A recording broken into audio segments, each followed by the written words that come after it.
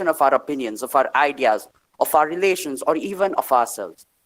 And this technology, which aids and supports this expression, must be used and is correspondingly good. Before I start, I would like to ask a question to everyone present here. We are miles away, we have no physical contact, yet we are able to speak, debate, and come to a conclusion on this topic. How do you suppose all of this is possible? By the same technology that my competitors will try to defame today. Right now, the main situation faced by each and every country in the world is without doubt coronavirus. Coronavirus has affected every single one of us. The lucky ones among us have our complete families with us, but there might be some whose family member might have gone out to work. How do you suppose they are communicating with their family members? With the same technology that my competitors will want to eradicate just because they have the misconstructed and foolish notion that this has alienated and isolated us. Communication technology is in itself a very broad term, an umbrella term, if you may, which encompasses and touches upon other sub-branches of technology, be it online marketing, online education, etc. In this pandemic itself, this technology has played a very important role in helping us communicate important health advisories and news about the pandemic. To further stress this point, I would like to take you back in time to the 14th century. The world then was facing the same conditions as we do today. The Black Death, also known as the bubonic plague, had a vice grip on the world and resulted in the death of up to 75 million people. In the 1820s, it was the Spanish flu which did a similar thing. And besides the underdeveloped health system then, what really aided such death, such pestilence, such devastation was without doubt that that there was no communication about this pandemic. To understand society is in itself a Herculean task. I won't be completely wrong if I say it's an impossible task. And to study the consequences of a particular thing, social philosophers lay emphasis on the cultural, social, educational impact of a thing. But, my friends, technology has surpassed all these categorizations and limitations. It has obtained an emotional scale to it. For an old widowed mother, her entire world revolves around her child. And even though he or she might not be with her, he connects with her virtually. He talks with her, communicates with her virtually. You can easily substitute other various characters in the same scenario. Now, I also believe that my competitors will raise the issue that people who use this form of technology stop interacting with the people around them. But let me introduce you to a study which showed that people who shift their attention and start communicating online do so because the people around them, the atmosphere around them is not conducive of their growth. Suppose there's a child who wants to be an artist, but the people around him don't support his passion for art. Is it really bad if he goes online and meets people who support his passion for art?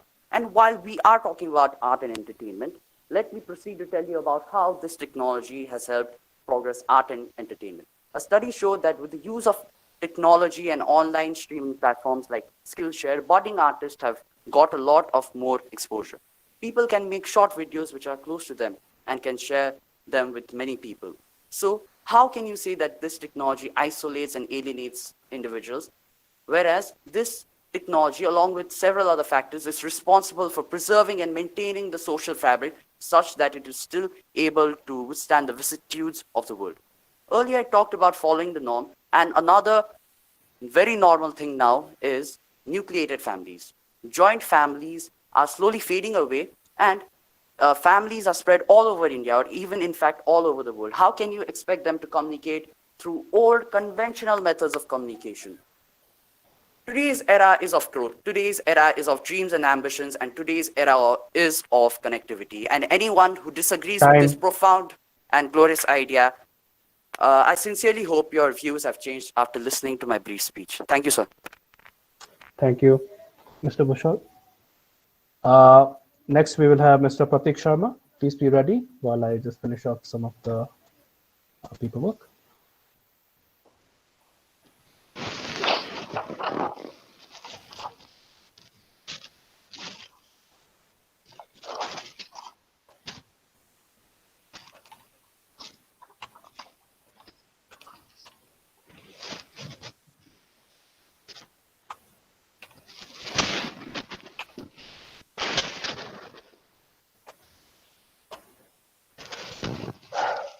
Okay, Mr. Sharma, are you ready?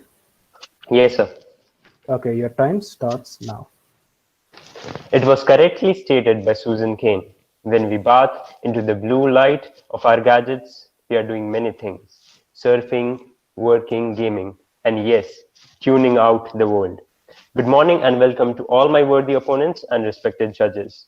Today I, Prateek Sharma, representing Army Public School, I'm here speaking on the topic: the intrusion of modern communication technology in our day to day lives has had a negative impact on a society as a whole, alienating and isolating individuals instead of bringing them closer. And I firmly stand for the motion. We all are aware of the fact that how much influence social media and the internet world has on us. Today, it is 2020 and 4.66 billion people have an active internet connection. Or rather, should I say, 4.66 billion people are controlled by the internet today. We all know how easy this modern communication technology has made communication without even getting into physical contact. And that is what making us more unsocial rather than social. People spend so much time on social media that they forget the real world they live in. If you take the example of big cities like Mumbai, Pune, that people don't even know who their neighbor is. Why is this so? Just because the internet has provided us the comfort of sitting back at home, scrolling through Netflix, watching Netflix, scrolling through social media, and commenting on posts of our so called friends whom we haven't even met. And this is what creates a fake web of social media friends. People have hundreds and thousands of friends on social media, but when it comes to their good friends, they only have 4 to 5 whom actually can help when they require. Teenagers nowadays are so engrossed in the virtual world that they forget about the real world they live in. 46% of the girls have admitted that they feel bad about themselves at a point of time because of the unrealistic standard social media persuades. Introverts. Introverts are the ones who keep themselves away from the society and don't like to socialize much. It is also seen that people get comfortable on uh, virtual world and social media, that they slowly develop social anxiety and social fear. 25% of the people who are moderately addicted to internet are suffering from social anxiety. Recent studies show that social media has played a major role in increasing the cases of SAD, that is social anxiety disorder. It was also revealed by National Social Anxiety Center that the use of social media as an alternative to face communication has increased and has led to lower self-esteem, poor well-being, and low self-confidence among individuals, which further leads to loss of interest in workplace and school. A research by Dr. Melissa Hunt proves that lesser the time people spend on social media, the less they feel lonely. And that is what proves that social media is also a reason of making making the youth lonely. It is a cause of loneliness among youth. And now, when people go for social events, parties, which are meant for socialization, they are affixed to their blue screens of their devices. They are not concerned about talking, socializing. They are only concerned about taking pictures which they can post on social media. Now, if we talk about online e-dating, e-dating are now more people are now into e-dating rather than virtual or face to rather than interactive dating. And I'm not talking about the world now in coronavirus pandemic. I'm talking about the world before coronavirus. E-dating had reduced the crowd at bars and social media events. People now prefer e-dating over going to social events at restaurants, at clubs, at bars.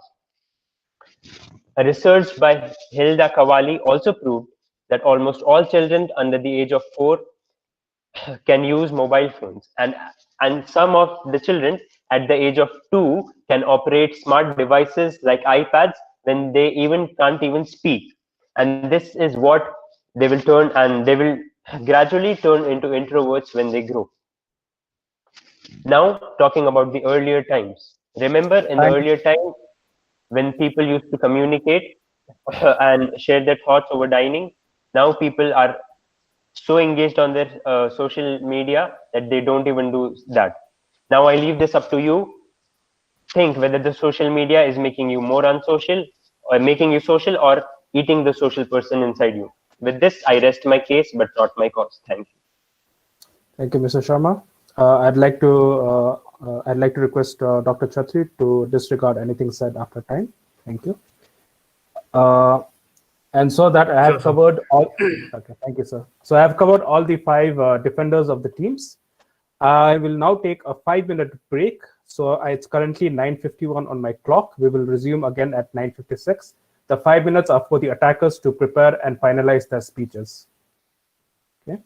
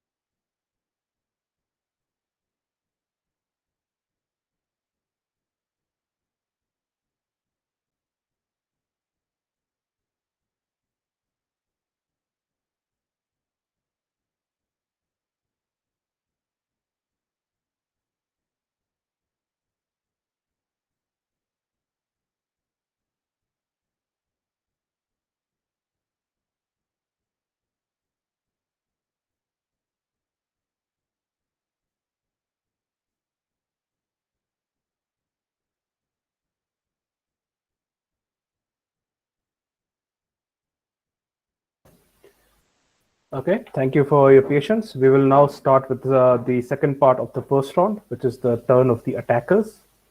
I'd like to remind the attackers that you have to speak for a minimum of 30 seconds and a maximum of 2 minutes. I'd also like to remind you that you will be graded not for actually attacking the arguments of your opposing teams. So please make sure that you have paid attention to your opposing defender's arguments and that you're attacking the weaknesses in those arguments. We'll start again with Team A from Don Bosco School Bundle. Mr. Srinjoy Devgupta, are you ready? Yes, sir. Will you be using a camera? No, sir. Network issues again. Okay. Your time starts now.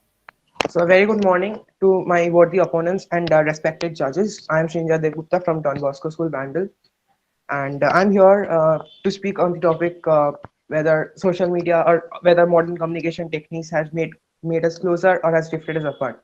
Coming to the fact that people have started off their speech by saying that one of the major issues that the modern world is facing, it's not nuclear weapons, but it's social media. And it's absolutely hilarious coming to the fact that people have placed nuclear weapons and social media on the same podium. And we need to accept the fact that, all right, social media has been a double-edged sword, and everything that has been made for mankind has been a double-edged sword. But if you consider nuclear weapons, very few of the population can accept the fact that nuclear weapons have been made for the greater good of mankind. Coming to the next point, where people have said that when one of my opponents has said that it's a toxic game. The word toxic holds a lot of value in itself. You can't actually call something toxic unless you have been affected by it and unless there is a greater chance of possibly getting harmed by it. And on that issue, social media has been called a toxic game, whereas there are a lot of advantages that social media have been offering to us, whether it be communicating via single click or actually leading us or giving us any sort of information that we need via single click. Coming to the next point, what people have said is opinions online.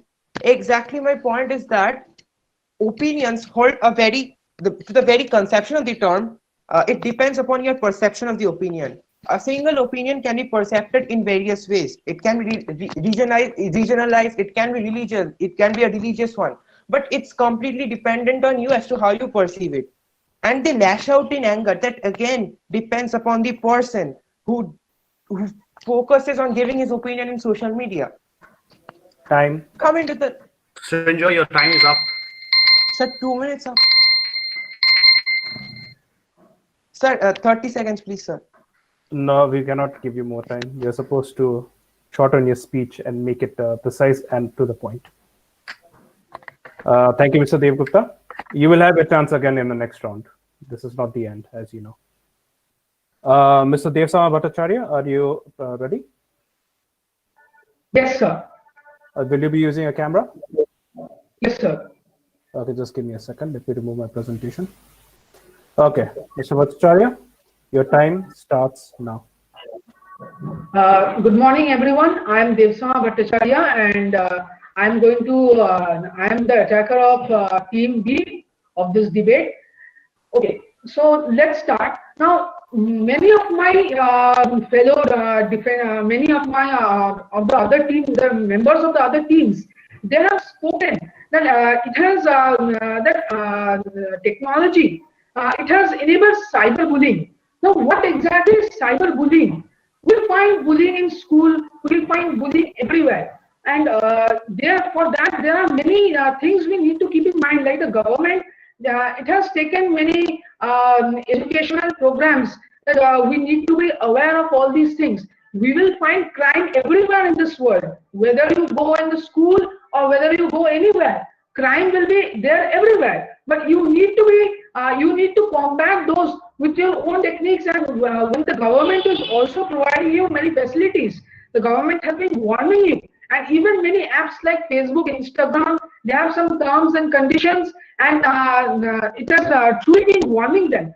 Next is, it has been pulling us apart. Someone has surely said that it is pulling us apart, but then some of my members who have been speaking against the motion, they have said that it has been like for a mother whose child is, say, outside somewhere in America or somewhere like that, who is not able to see his child even in a single year, then what actually happens is that it is through social media, through WhatsApp, where they can communicate. WhatsApp video calls, which the defender of my team, he has said that with the help of smartphones, laptops, and high data speed, we can start a face-to-face video conference. So, Jasna, your time is up. Your time is up. Thank you very much, Mr. Bhattacharya. Next up, we will have Mr. Subhatip Roy. Mr. Roy, are you ready? Sir, Sorry, not Mr. Roy, Mr. Ritam Das. yes, sir. So human interaction is healthy and necessary part of our life. One second, please. I have not gotten you started. First of all, could you move your camera where we can see your face a little bit more? Yes, sir. Yes, of course. Sir, done. Can you see me? No, I think you need to be facing the tube light so that the light can shine on your face. Okay, sir. Sir.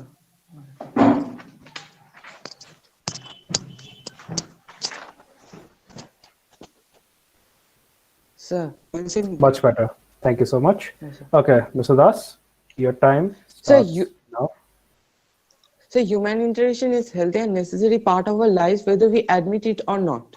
Don't you think by use of social media and technology, it is usually compromised? Using laptop and technology in our online classes also causes back pain and eye strain, which may also cause them to lose their eyesight for both the teacher as well as the student. How can we agree that internet has a terrible boon for our teachings and online purposes? In our Indian economy, technology can of course be the bane. Most of the students cannot afford a phone or laptop for communication. Are we not closing opportunities for the future gems of the country? One of our opponent also stated that television gives us a lot of time. It is time efficient, but I cannot agree with it, because television may give you time, but it takes away a lot of time for entertainment purposes. Smartphone, laptops also emits a harmful radiation, which is a reason for deferred remedies. By online banking, there is also a rise in online frauds and cyberbullying. We cannot do anything by a single click, but how can we verify its accuracy? There is no one in the internet who will provision or monitor what we are doing. It also resulted in many pornography cases, and also sadly the suicidal cases has also spiked in our day-to-day lives. Thank you, sir. Okay, thank you, Mr. Das. Next, we'll have Mr. Sriraj Chatri from Army Public School. Thanks, sir. Mr. Chatri, are you ready? Yes, sir. Okay, just 1 second, please. Okay. All right, Mr. Chatri, your time starts now. Everything in this world has its own good and bad sides, and so does communication, modern communication. Anything, no matter how good, when used to access, is bad or adverse. Like my friend Anikit said, that life is expression, and today's technology allows everyone, no matter how small, to express themselves in a worldwide platform without restraint or discrimination. Subhadip, he said that that when there are opinions put on in the internet, that they are lashed upon, that people comment, but we shall not forget that that is what we know as the freedom of expression. So when there is discussion, only then can something come out. Or if everyone follows the same thing, then that is called dictatorship. So we should not do that. Then today's world of pandemic, this pandemic-stricken world, it is being shouldered by modern communication, which has allowed it to function nearly in a normal state. I think what most of my opponents are getting wrong is that they are attacking the modern technology, modern communication, instead of saying that it's not the modern thing, that modern communication which is wrong, but rather we should have more control and self-restraint and discipline ourselves. Only then can we use it in the normal way. The people who are getting old, with the people who are using social media to over the limit, they are the ones who are getting stricken, or they're the ones who are getting the adverse effects. If you control it in a disciplined way, in a normal way, then it's good. Then he also said that e-dating, he said, is becoming a major, like everyone is getting the dates or the partners in e-dating. But if what I can see, the many of the people, like major people that I see, almost all of them are meeting the people like in the physical. Like people are dating the people that they know in the physical world. So I don't know. I don't know if I will live in a different world, but I don't know. I see that. And Time. thanks, sir. That's it. Okay, next we'll have Mr. Devalan Saka. Mr. Saka, please be ready. Just 1 second, please. Okay, Mr. Saka, Sir? your time starts now. Good morning to one and all present out here. My worthy opponent Aniket mentioned about how communication technology is making it easy for people in pandemic to communicate. But during the 1920 pandemic, the Spanish flu, and the 1820 pandemic, was our communication technology so advanced? And it should have any effect if it is the communication technology needs to be so advanced, it should have any effect on us, the future generation. But we had absolutely no effect on us due to the less advanced communication technology in 1820s and 1920s during the pandemic situations. So by saying this, I would like to I'd like to influence that how communication technology is not a mandate. Communication technology is just like a catalyzer helping us through the pandemic, but it's not a mandate. During 1820s and 1920s, when this was not there, it did and it did affect the people out then so worstly, and it also didn't affect the future generation or us. And here we are facing another pandemic situation. Thank you. Thank you, Mr. Saka. Just 1 second.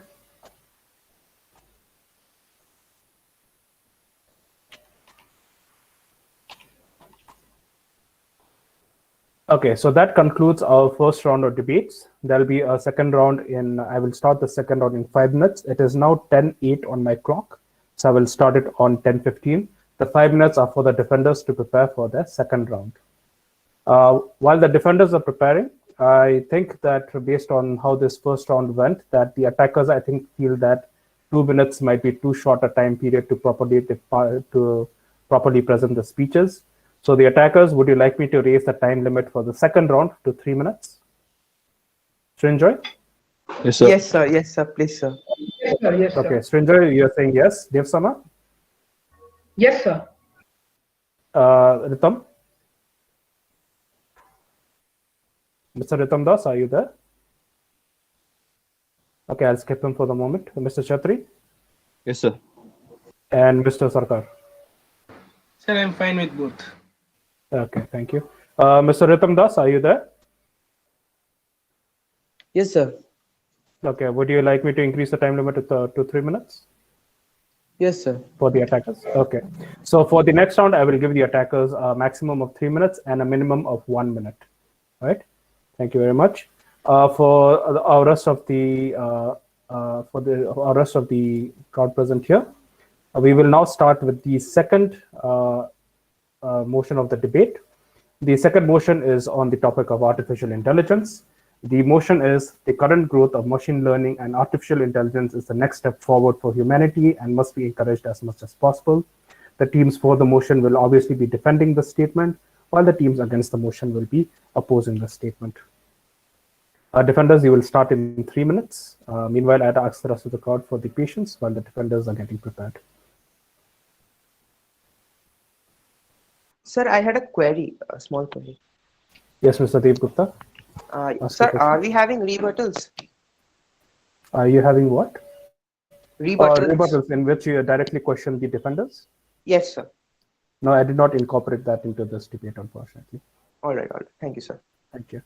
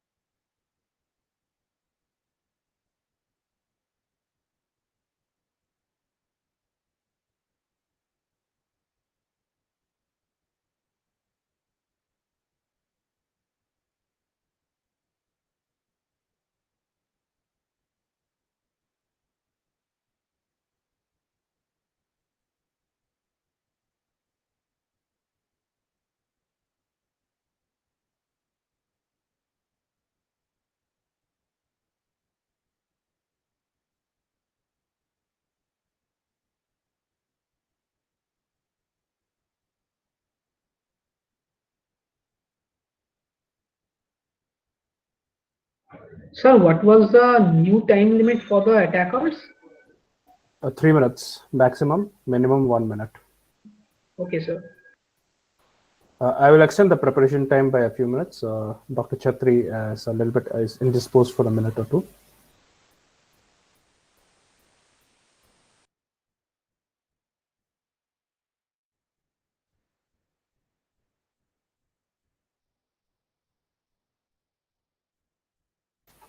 Meanwhile, I'd like to remind the defenders once again that any significant deviation from the speeches that they've uploaded would lead to an instant disqualification.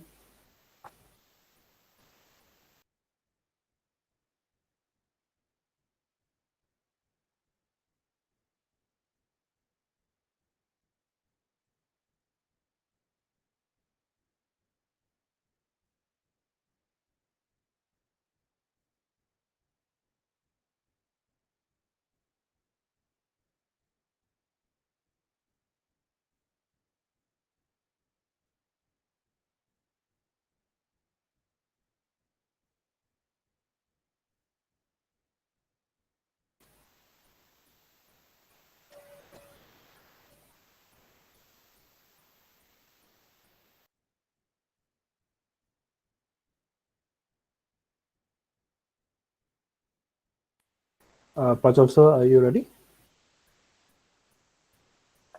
Yes, sir. Okay, sir. Mr. Agniraj Singh, are you ready to start? Yes, sir. You are not going to be using a camera, yes? No, sir. Okay.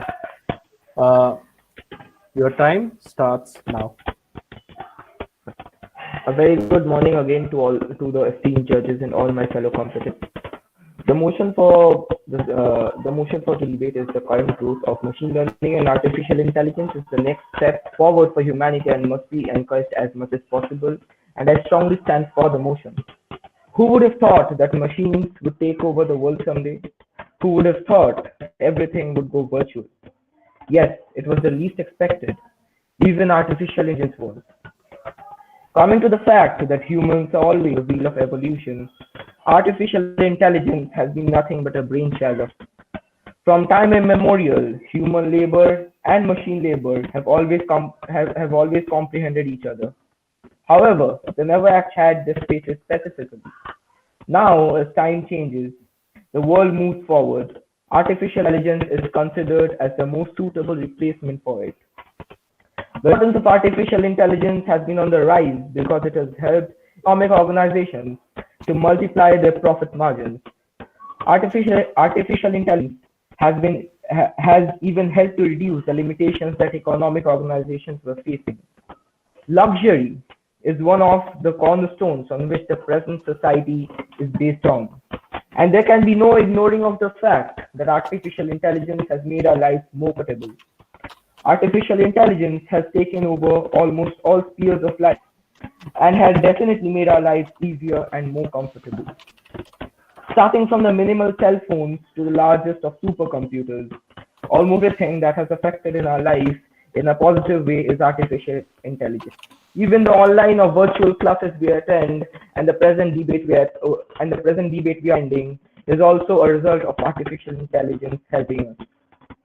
Artificial intelligence has trespassed into almost all sectors of human life and has reduced work labor drastically. In a complex world where perfection is the excelsior which every king Arthur longs for, artificial intelligence has been the stepping stone that smoothens the way to achieve it. The minute and large flaws which were caused by manual labor has been plastered over by artificial intelligence. Basically, artificial intelligence is that oracle which the entire world was waiting for. Everything in time. It is all because Rome was not built in one day. Similarly, artificial intelligence is a modern concept that the world is yet to be familiarized with. So it has to be more cautionary move rather than a hasty one when it comes to the further development of artificial intelligence.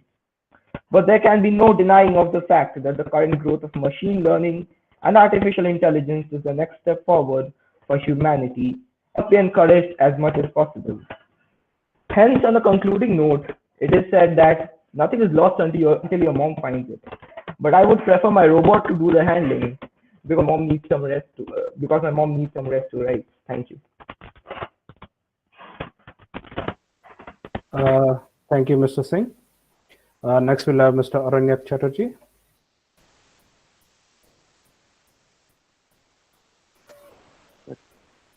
You'll be using your, okay. Just 1 second.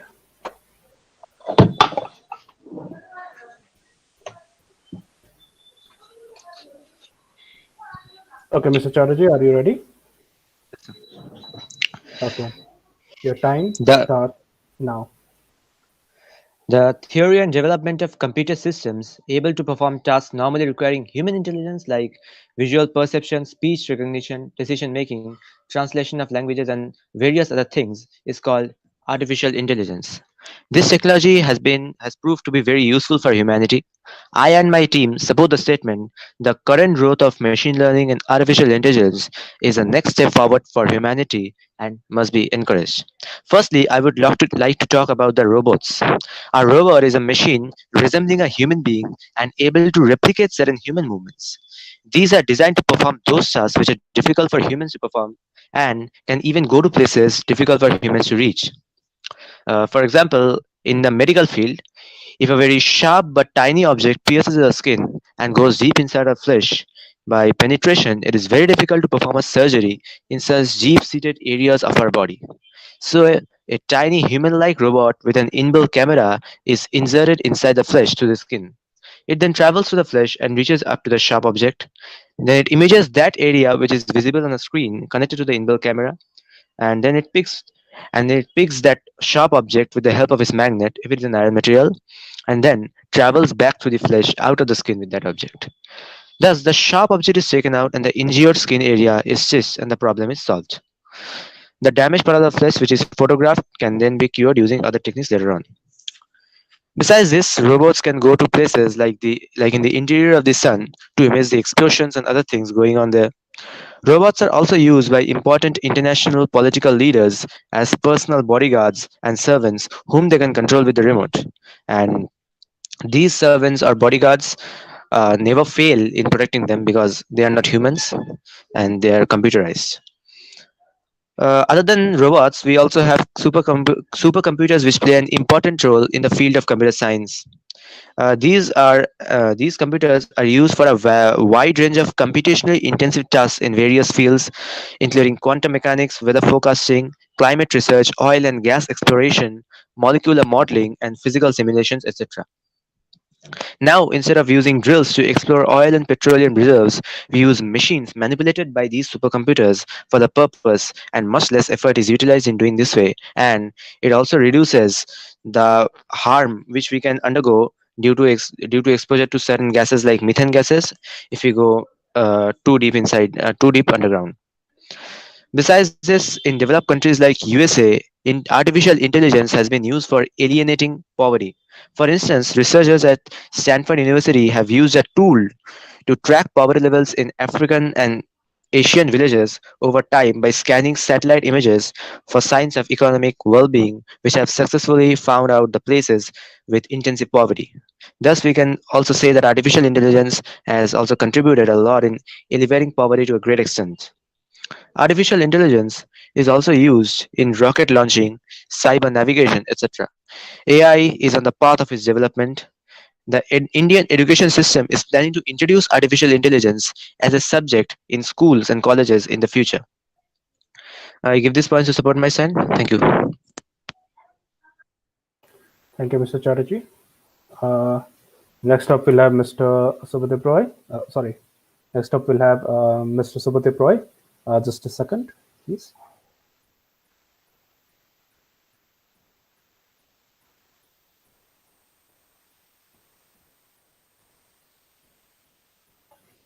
Okay, Mr. Roy, are you ready? Yeah. Okay, your time starts now. Okay. Today I'm again here to discuss about another very important issue with our modern high-tech society. Well, it's of course artificial intelligence and machine learning throughout the world.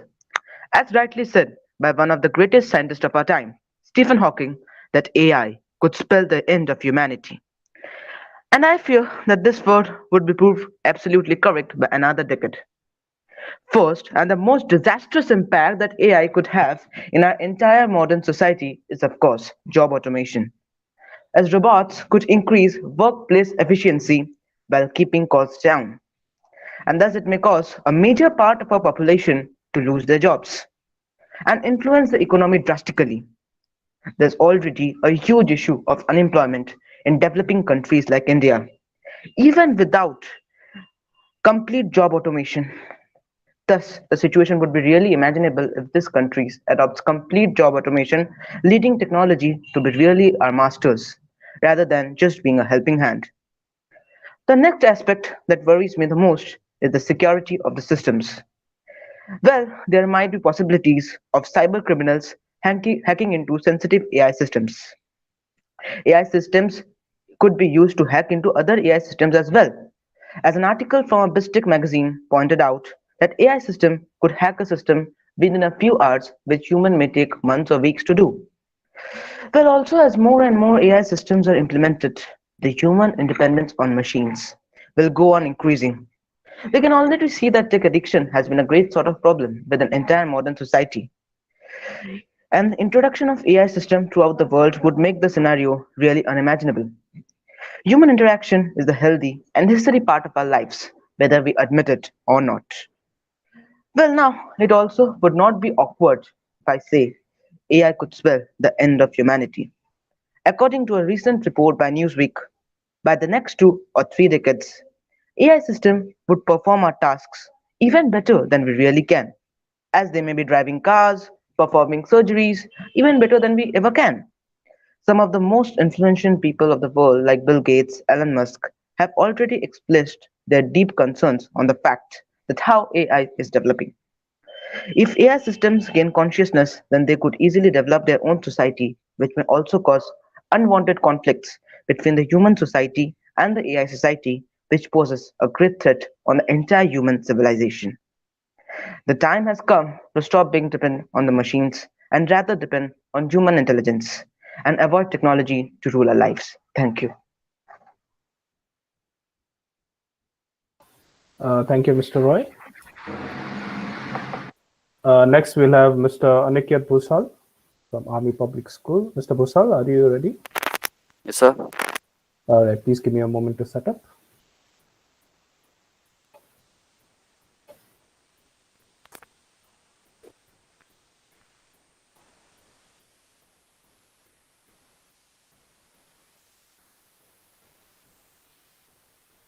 Okay, Mr. Bhusal, your time starts now. Respected judges, my fellow competitors, and everyone present here, I firmly believe that the current growth of machine learning and artificial intelligence is the next step forward for humanity and must be encouraged as much as possible. Humans, at the end of the day, are tool makers. We supplement our physical disadvantages with tools. From the discovery and recreation of fire to today's technology, we have become the prime species present on Earth just because of our tools. AI may be the most profound of all tools ever conceived by us. It can do things which are utterly impossible or even very hard for us, or it may even do the things which we can, but in a more efficient manner. Most of us think about Jarvis or Terminator when we hear the word artificial intelligence. But these are a part of artificial intelligence known as general AI, and artificial intelligence with consciousness and awareness. But we are miles away from making it a reality. Yet what most people don't know that is that artificial intelligence is already present as a part of our current lifestyle and world. From the face unlocking feature in your smartphones to predicting weather, AI is making great impact in almost every field. It is AI that shows you personalized new articles. It gives you suggestions in sites like Netflix, Amazon, Spotify by observing your choices. It beats world champions in chess, but at the same time makes models of the universe, helps us drive cars, makes new medicine, designs and refines structures and processes, and does much more. A lot of automation is brought about by it. All in all, it has made our lives a lot easier. But right now, what many people fear is losing their jobs to AI. Yes, AI can do a lot of simple and repetitive work more efficiently than us, but it is not advanced to such a level that it can do the same work as an average human. Thus, instead of taking over jobs, what's more realistic is AI aiding workers in their work and increasing productivity. Moreover, even in the event of them taking over, they can do all the repetitive and manual work such as customer services, the jobs of clerks, factory work, and other manual work fast without tiring and in low cost, thus increasing the profit. If this happens, there's a proposal of introducing a thing known as unitary basic income, which is a fixed amount in order to carry out all the basic functions of life, which will be given to each and every person present on earth without any discrimination or condition. This comes from the profits and revenues we get from the companies. Thus, in this way, the people are free from worrying about survival and can take up jobs which are more creative and support their ambitions and hopes. The next thing that people are scared of is the concept of singularity. Many people believe that AI will attain consciousness and awareness to such a level that it will take over us. We will be as monkeys before them, and their intellect will be such that it is not even imaginable. But this is just a theory or a possibility. There are many other theories or possibilities. There is a possibility that AI helps us. Maybe we can coexist. There's a company called Neuralink, which I'm sure you have heard of, which wants to connect our brain with AI and has already taken the first steps to do so. So, to conclude, I would like to state that AI is only one of the most ways by which we can develop humanity from this point. We cannot just ditch the would be fruits and developments just because of the apprehension of this new technology. Don't you think that when new technology is introduced to people, they are apprehensive about it? But we cannot, but apprehension cannot and should not hold us from flying higher and reaching new heights of progress. Thank you. Thank you very much. Next, we will have our last team. Mr. Pratik Sharma, are you ready? Yes, sir. Just before you start, Mr. Bhattacharya, I believe you had raised your hand earlier, and I'm sorry I didn't come to you. Did you have a question? Mistakenly, sir. Oh, okay, that's fine. All right, Mr. Sharma. Okay, your Yes, sir. time starts now. Stephen Hawking once said, the development of full artificial intelligence could spell the end of human race. Good morning and welcome to all my worthy opponents, respected judges. Today I, Pratik Sharma, representing Army Public School, is speaking on the topic, the current growth of machine learning and artificial intelligence is the next step forward for humanity and must be encouraged as much as possible, and I firmly stand against the motion. Today in 21st century, artificial intelligence has become very common and we can find it in every devices and apps we use every day. The AI and machine learning is growing so fast that about 1.7 million manufacturing jobs have already been lost to robots since 2000. Soon, artificial intelligence is going to replace 50% of the world's job, and a number of professional jobs will be totally automated in the coming 5 to 10 years. And according to a research, 36 million American hold jobs that are under high exposure and can be replaced by the current technology. It is also believed that robots will be replacing humans, will be replacing 20 million factory jobs by 2030. These are not just stats, these are not just numbers, these are warnings that human resource and manpower is in danger. The unemployment rate is increasing at a fast rate. United States has an unemployment rate of 4.8, Italy 10.4.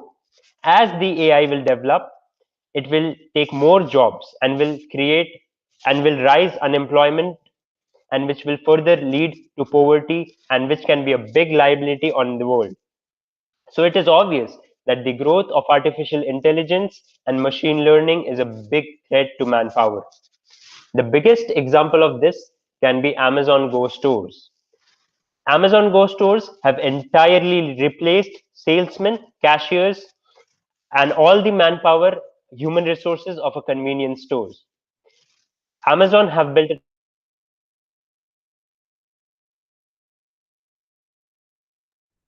receipt which you can pay through Amazon Pay account.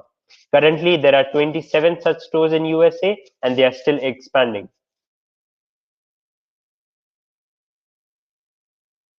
are numerous jobs which AI is going to replace in the near future, be it telemarketing, receptionist, bookkeeping, clerks, market research analyst, and the list goes on and on and on. The development of AI and self-driven cars is also at pace, which is going to replace human drivers.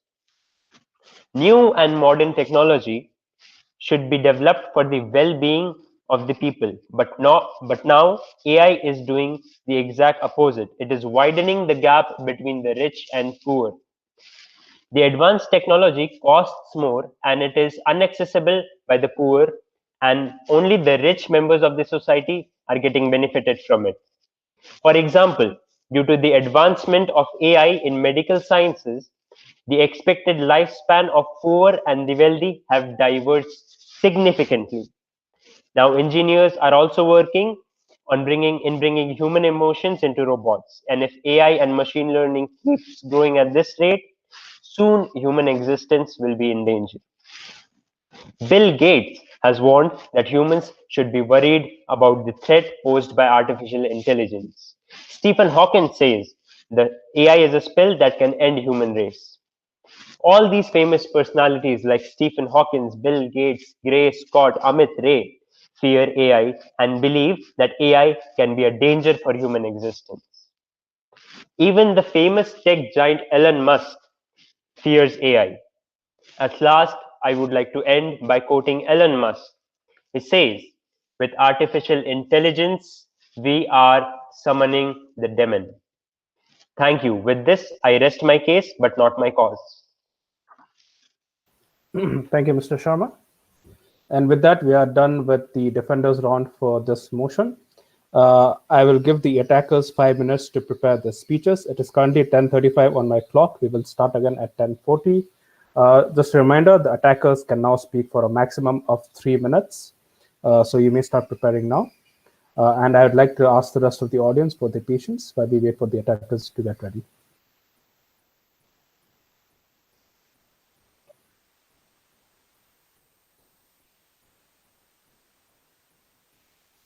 Meanwhile, if any of the participants have any questions, I will take them now.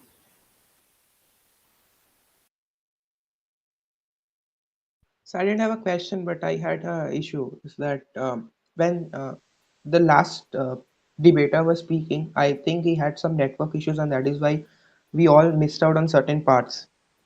Correct. He was missing for a few seconds. That is taken into account in the scoring.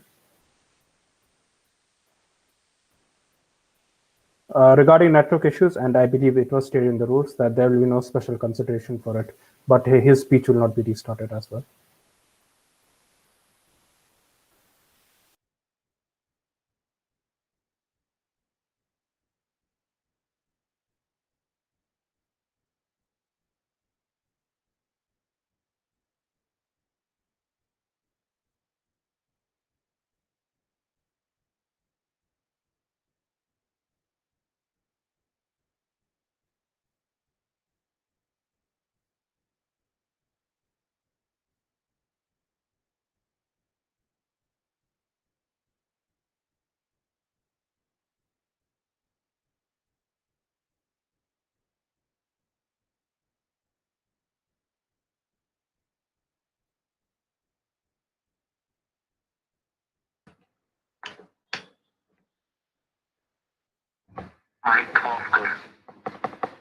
मेरा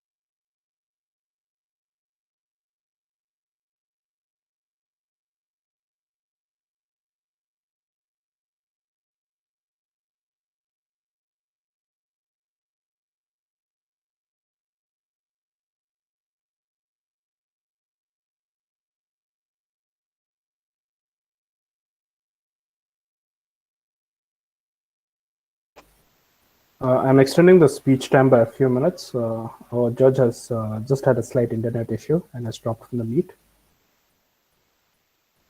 I'd like to ask your patience while he reconnects.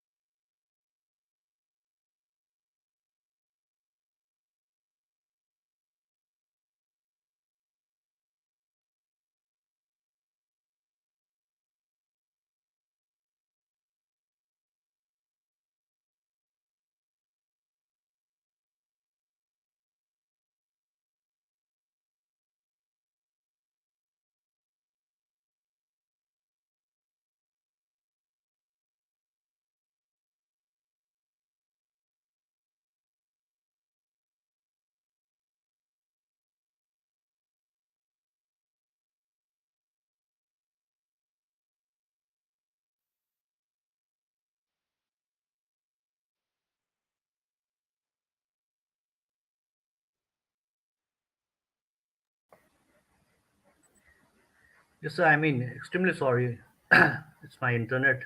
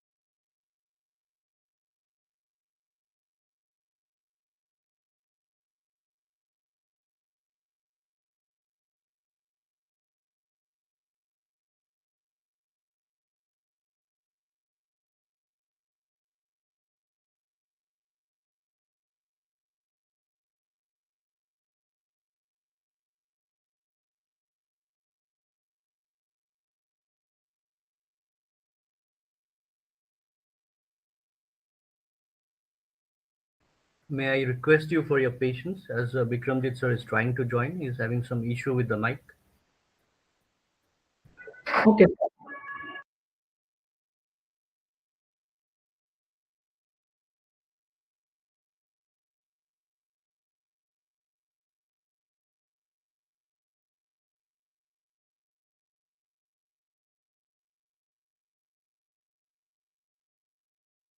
Okay, is my audio coming through now?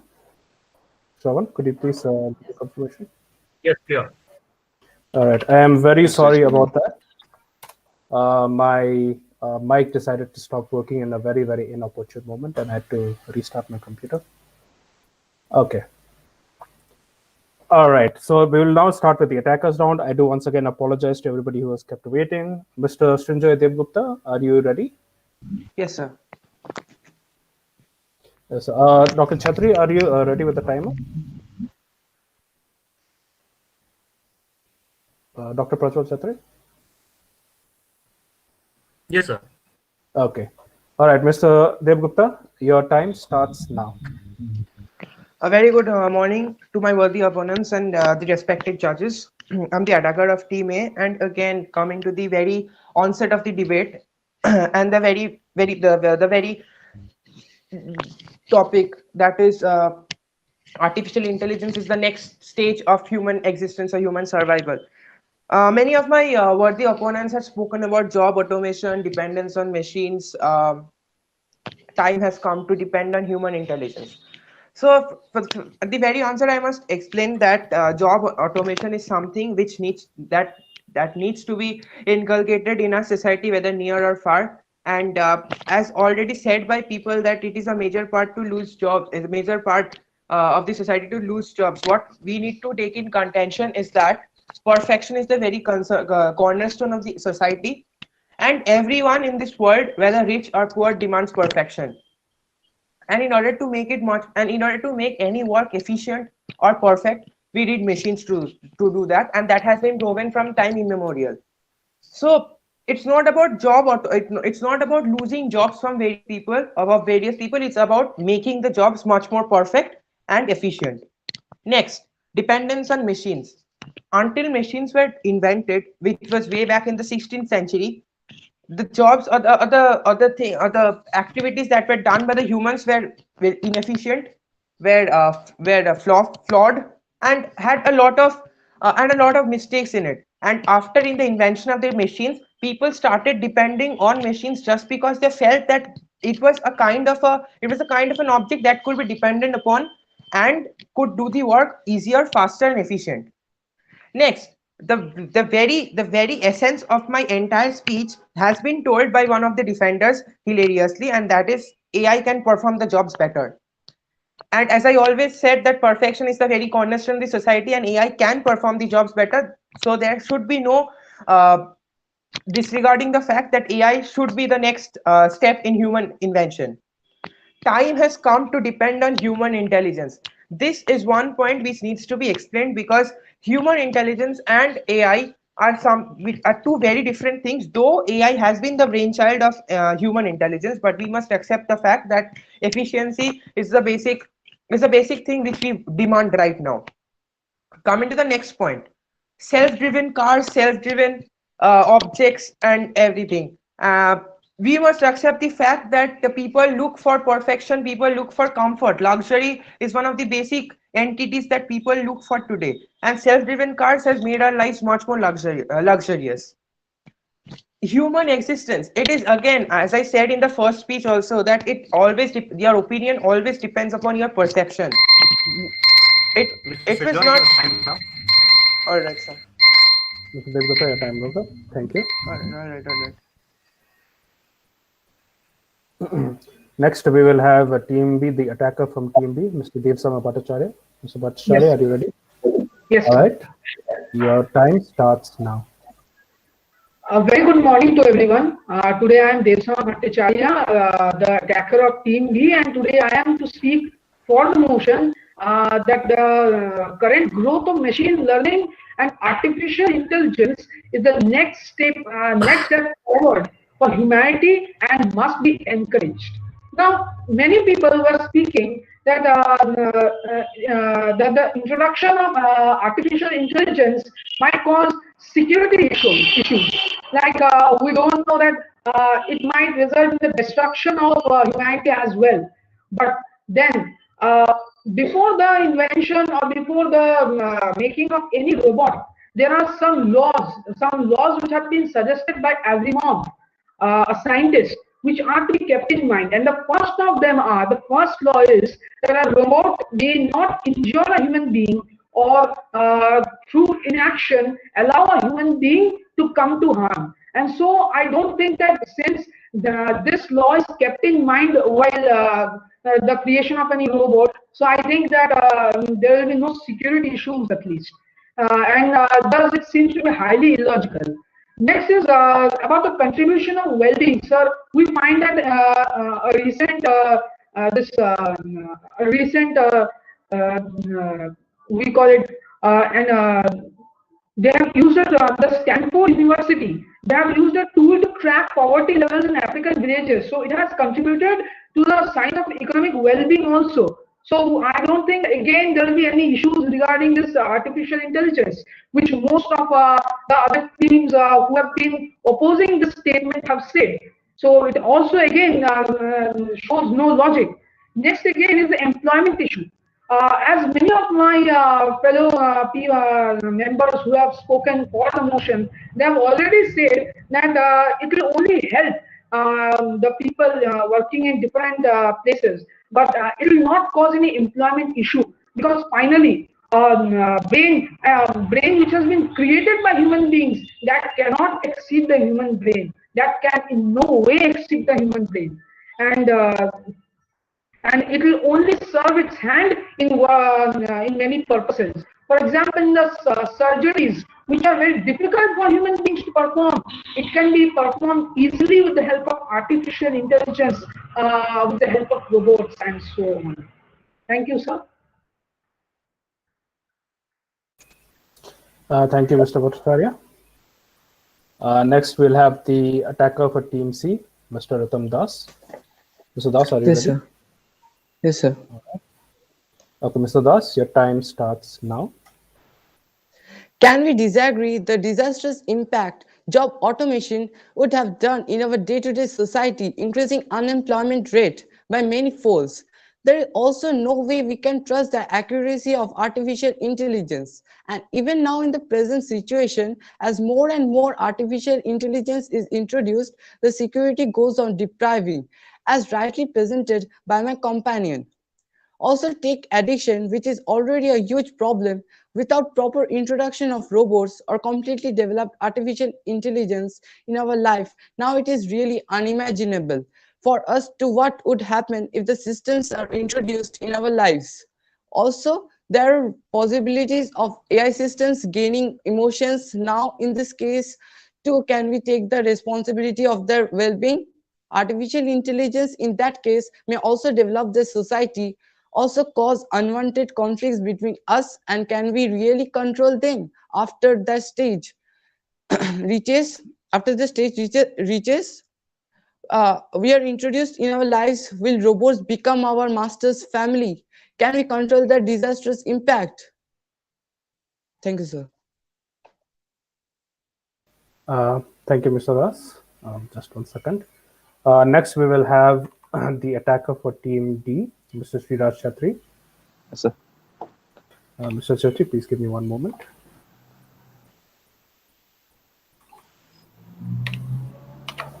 All right, Mr. Chatri, your time starts now. Just like there is a limit to how small a thing can get in this universe, which is known as the Planck's length, there is also a limit to how much our mind, our intellect, our human intellect can go. So I firmly believe that the next step that we'll take has to have AI in it, because I think that humans, they have reached the limit. Like the next phase of humanity, such as becoming multiplanetary or interstellar travel, things like that, those are not possible by humans alone. We cannot do it alone. So we need AI for that.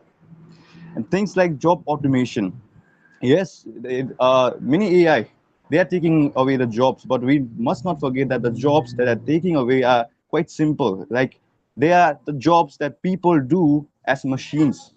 People such as manual job, like the people, they have to do the same thing again and again and again and again. So what we are doing is just simply just taking them away and putting machines in that. And many of my fellow opponents, they are looking at the small picture. They are not looking at the big picture. When everything, like the old manual things, which when they get automated, we get more profits. And when we get more profits, there is the concept of UBI, that we will just give money, a monthly money, without any strings attached to every single person on this earth. And that cuts out poverty. So there is no need for survival. There is no fear of survival anymore. And then when everything gets automated and everyone has got money, they can focus on jobs like creative jobs. And it has, the research has shown that AI cannot take away. It's like creative jobs like writing, like the jobs of the creative and imaginative jobs. They are not going to be taken away by AI.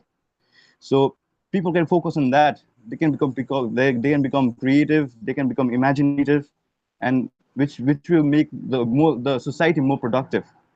And my fellow opponents also quoted many personalities like Elon Musk, Bill Gates. But let me tell you that Elon Musk himself has founded companies like OpenAI, which makes and develops AI, and which is open source, so everyone can have it. And he also has founded Neuralink, which connects the brain to the internet and AI. So why is he doing that? If he is against the AI, he's founding the things. And even Tesla, the cars in Tesla use AI for driving, for self-driving. So if Elon Musk himself is, even though he's so scared of it, he's doing it himself. So there must be something behind it. So I just want to rest my case with that. Thank you. Thank you, Mr. Chatri. Okay, we then have our final team and the attacker of our final team, Mr. Debul and Saka. Mr. Saka, are you ready? Yes, sir. Okay. Mr. Saka, your time starts now. Good morning to one and all present out here. So I would like to counter 2 points of my fellow worthy opponents. First, facial recognition. They told facial recognition technologies like facial recognition is only there because artificial intelligence is there. But let me tell you how facial recognition is a boon to the society. Facial recognition enables mass identification by the government. Without any proper limits, I worry it may abuse our privacy rights. Also, what if private companies use this technology of facial recognition via AI and advertise and endorse specific products to us? And this is how small companies who will not able to afford this worthy and overpriced technology would lose competition to these big MNCs, and finally some of the MNCs would rule the market in any sector. Also, many of my opponent told about medical enhancement due to AI. I would also like to say that advancement in AI has also brought a change in life expectancy of poor and rich. It is only helping medical purpose of people who are able to afford it, the wealthy people. But the poor people who could not afford it are having the same basic surgical methods, and that is only the survival method for them. Also, as my companions are deliberately saying that it is not that it will take over the job, it will just help them. I like to say and support my companion, Mr. Pratik Sharma. He already told 1.7 million jobs are already lost. Then how can you say that AI is not taking the job, just helping humans? Also, one of my opponents said doing same thing again and again and again is just a work of machine. But this work of machine is providing them the money for their basic needs. Creative job is okay, but it is not possible that all this so much people in this world, all of them do creative jobs. There is no scenario in which all people can do these creative jobs. Every day 3,85,000 infants are born, and and if we favor robots in every sectors of our life, this we are just decreasing the number of jobs available per individual. By saying this, I would like to rest my case, but not my cause. Thank you. Thank you very much, Mr. Saka. And with that, we conclude our debate for today. Thank you very much to all the participants. Dr. Chatri, I would request that you forward the score sheet to me by WhatsApp. And Yes, sure. okay. Father Principal, Dr. Tharatil, are you still on the call?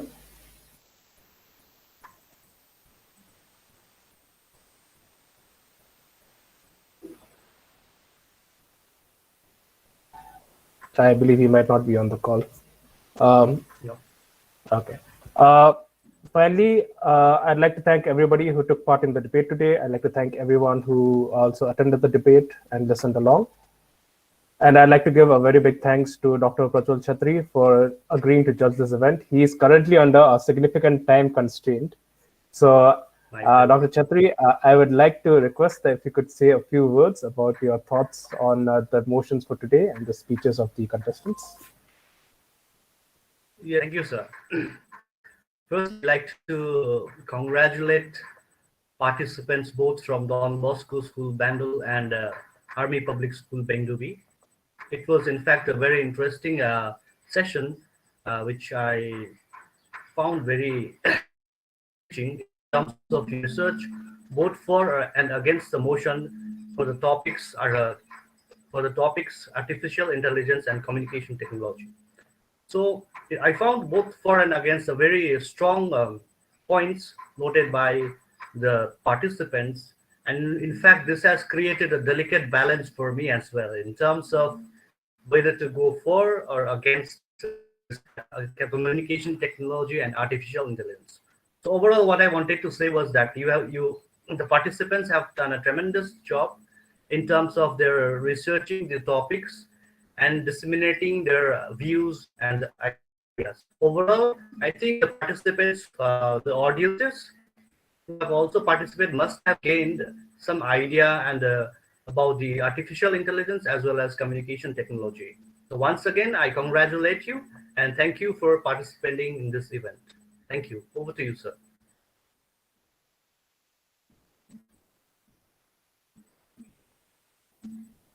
Thank you so much, sir. I'd like to, sir, and I'd just like request you to send over the score sheet by WhatsApp. Okay, so it's going to take a little bit of time for me to tally up the scores, but while that is happening, I'd like to say a few words of thanks to some of the people who were invaluable in their help for today's event. First of all, a very, very big thanks to Dr. Prajwal Chatri for agreeing to judge this event with me, completely blind. And I hope it was an interesting experience for him as well. I'd like to extend a very, very big thanks. Thank you so much, Dr. Chatri. I'd like to extend a very, very big thanks to the administration of the college, specifically Father Principal, Dr. George Thurtle, Father Vice Principal, Father Ajay Kurian, and all the other associated fathers of our college. I'd also like to thank our dean, Mr. Dhiradita Subba. He is for those of you who do not know, he is the Dean of Sciences for Salesian College here in Siliguri campus. And I also like to thank the IT team, who is spearheaded by Ms. Yadika ma'am. I believe she's also on the call. If you're there, ma'am, thank you so much. I'd like to thank my two poor student volunteers who worked quite hard, Ashwini and Shravan. Thank you so much. But however, my biggest thanks goes to all the students who took part in the debate. For those of you who are not part of the debate, they actually had to do a few things beforehand. They had to make the speeches, upload them, and then let me check them. There are certain plagiarism checks that I needed to. So they had to take time to both prepare and format the speeches for the defenders. I understand this is non-standard for most of them, and they were very, very, they worked along with me, and it was a fairly smooth affair. So thank you so much for working with me on this format. Thank you so much for signing up and participating, and I appreciate the speeches that each and every one of you made. I will not talk on the motions in general. I think everything that has been said on the motion has been made by all of the students and also by Dr. Chatri here, so I won't repeat topics, except to say that perhaps digital communication, artificial intelligence, whether we are for it or against it, I think we cannot deny that it is the future of humanity, whether we like it or not. Just too much effort is being spent or has been spent on these efforts to abandon them now. Finally, thank you all for Thank you all for taking part in the debate, and the other events will probably start soon. I would request the debate participants to stay on the call for a little longer while I tally up the final scores, and I'll announce them here. Um, and thank you so much.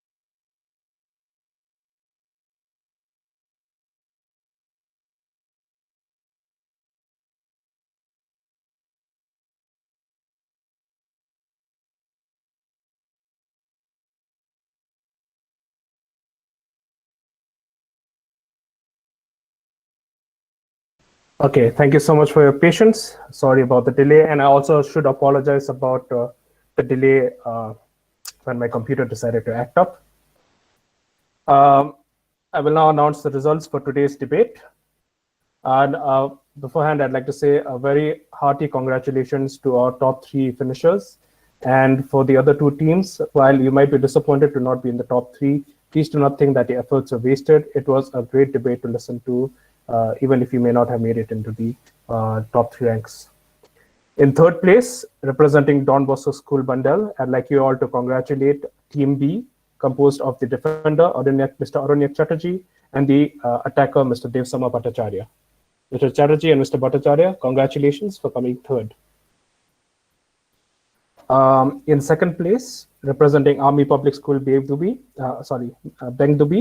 I'd like to congratulate Team E, composed of the defender, Mr. Pratik Sharma, and the attacker, Mr. Debolin Sakar. Congratulations, you have come in second place. And finally, very, very big congratulations to our representatives also from Army Public School Bengdubi. This is Team D, with our defender, Mr. Aniket Husal, and our attacker, Mr. Sriraj Chatri. You have indeed done very well today, and congratulations on coming first. Thanks, sir. All right. Thank you, sir. Thank you, Mr. Chatri. And to our team A, to our teams A and C, Mr. Agniraj Singh and Mr. Srinjoy Devgupta, Mr. Subhadeep Roy, and Mr. Ratan Das. I hope you're not too disappointed by the results. And I'd also like to say that it was quite, I quite enjoyed listening to your speeches, and I hope very much that we see you again next year. In fact, I hope that every participant here, if possible, would join eComphymathix again next year, and I'd love to see you again during the debate.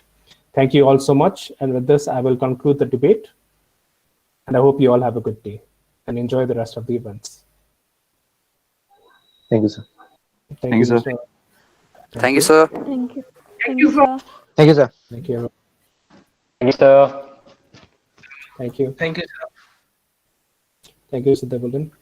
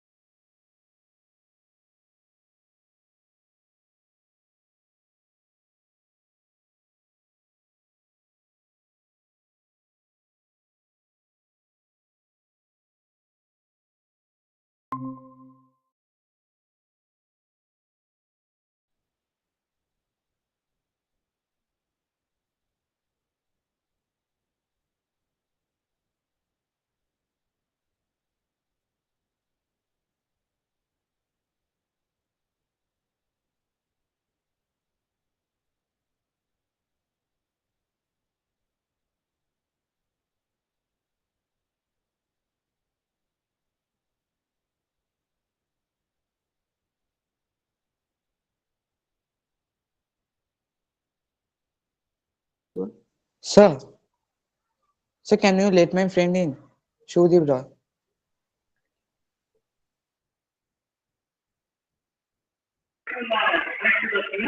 Yes. Sorry, who asked? Hello. Sir, I was asking my team to join. He joined. Okay, fine. So Shubhadeep Roy, right? Your teammate? Yes, sir. Yes, sir. Okay. So still nobody from the third team from St. Anthony's?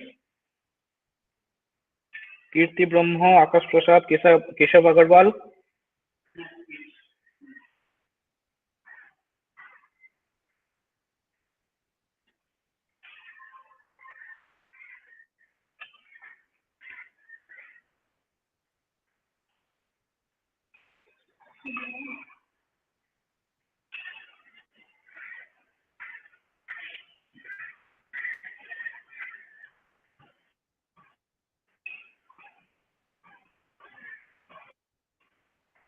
Yeah, hold on, put on mute. Fine. Sir,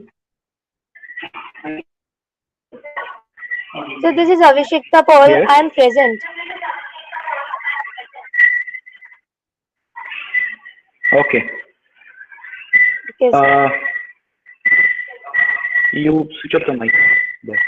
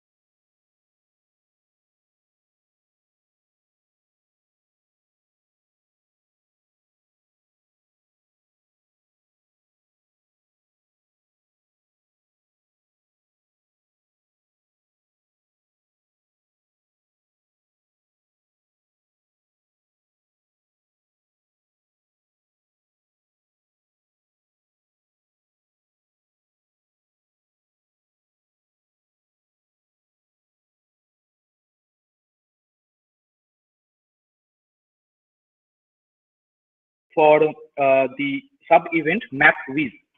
This is a mathematics quiz, the questions of which will be ranging from class 9 to class 12. And the mode of this will be, I will be sharing my screen. On my screen, you will see the questions and you need to answer them. That depends on the round, how will you going to answer. So as we have got 9 teams over here and we cannot accommodate all of them, so we are going to screen them down to top 6 teams. So for that, we are going to have the screening round. Okay, all of you can hear my screen and hear my voice and see my screen loud and proper? Yes, sir. Yes, sir. Yes, sir. Clearly, sir.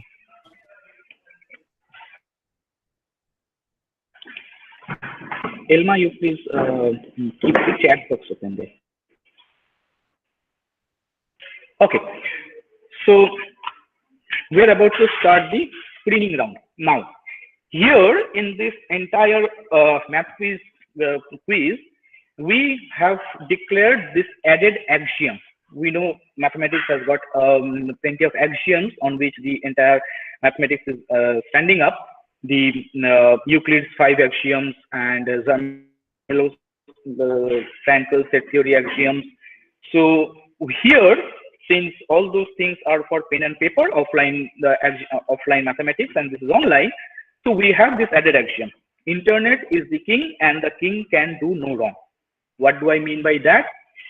That the connection in incoming and outgoing connection, whatever is there, we have to rely on that only. I cannot accommodate any kind of complaints that network is slow, I could not hear, I could not see. These things, seriously, this is beyond our hand. Okay, this is a added axiom we cannot really overcome. So this we need to keep in mind. So whoever reply comes first in my WhatsApp or in the chat box, that team will be the first, will be counted as the first team. Even if you have typed your answer first and then that appears later. So these things we have to keep in mind. Okay, are we clear with this one? This slide, internet is the king and the king can do no wrong. Yes. Everybody agrees to this thing? Okay, so with this thing, let us start with the screening round.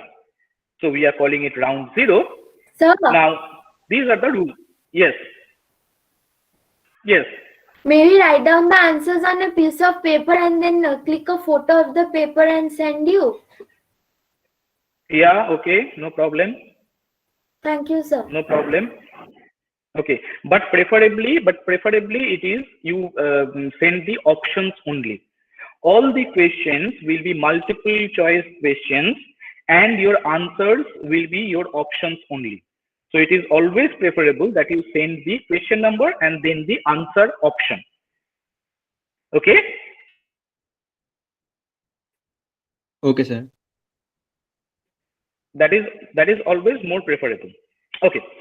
So for the screening round, you send the answers to the following questions that will be coming in the next slide to my WhatsApp number, and you know already that you have been chatting about the since yesterday. So this is my private number 8961-381-699. You direct message me over there. So this is the system for the screening round only. In the screening round, you send me your answers in the WhatsApp. First 6 teams with most number of correct answers will qualify for the main rounds. And you have total 10 minutes. So I will start the counter right now. I have Elma with me, who will be the scorer of this event. She is a second-year student of our department, And I have Jatin, who will be presenting the report of this event. He is a third year student of our college. Now, Jatin, if you may keep the timer for this event. Sure. Yeah. So 10 minutes in the next slide. All of you are ready for the screening round questions? Yes, sir. Yes, sir. Yes, sir. Okay. Okay. So here are they, and your time starts now.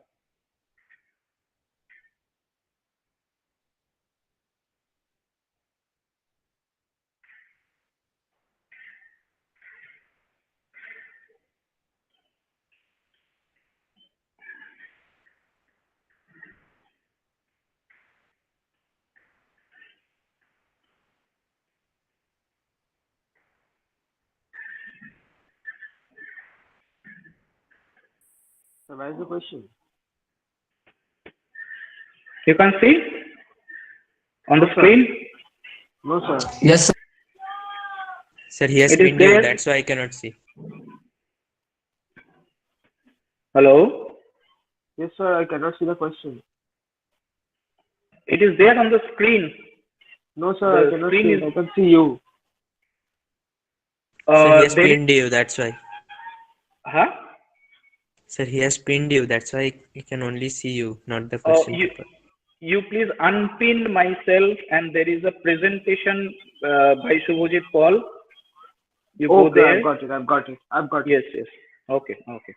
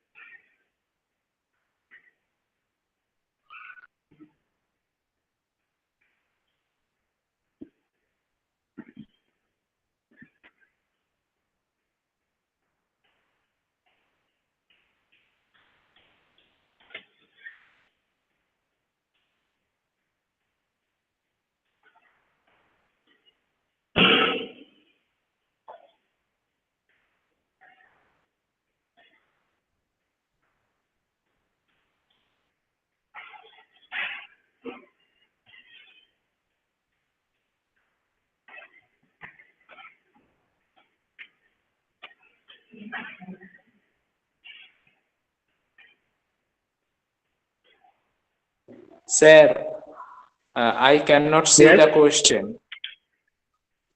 You I go to the Shubhajit Paul within bracket presentation.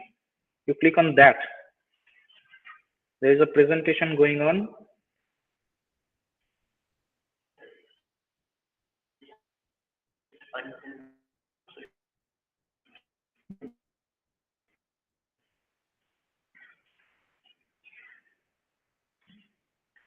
Please send the answers of all the questions together, not one by one.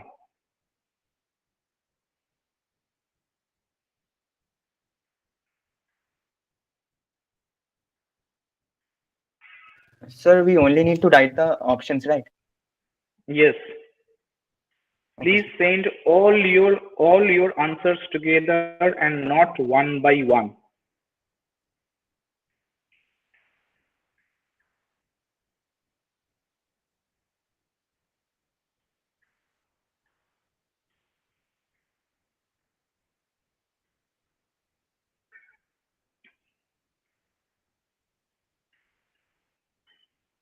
So only 3 questions are there here.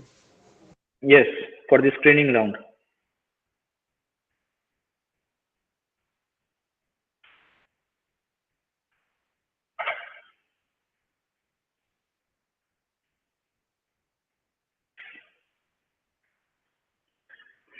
You have 5 minutes and 40 seconds left.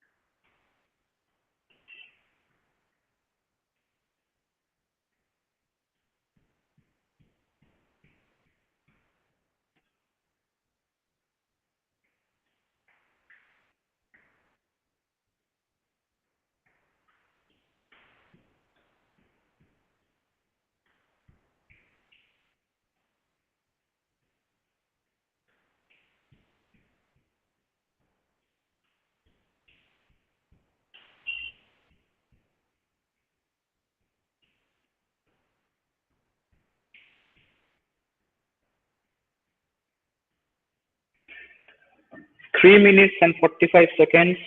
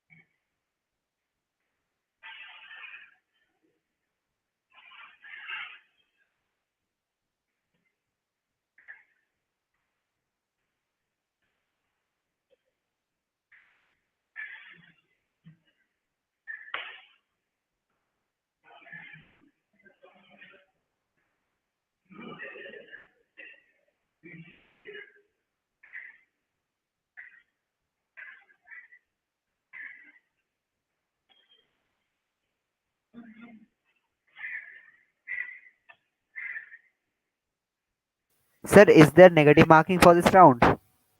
No, no.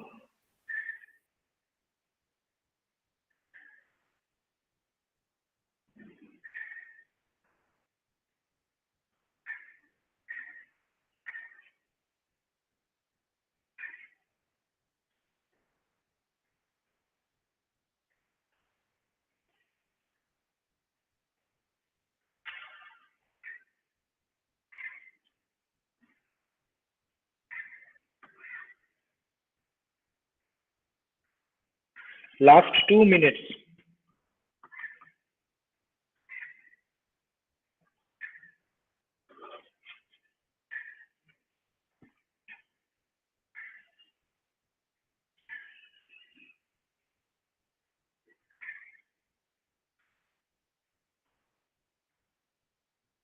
Sir, is there only 3 questions? Yes, yes. Only these many for the screening round.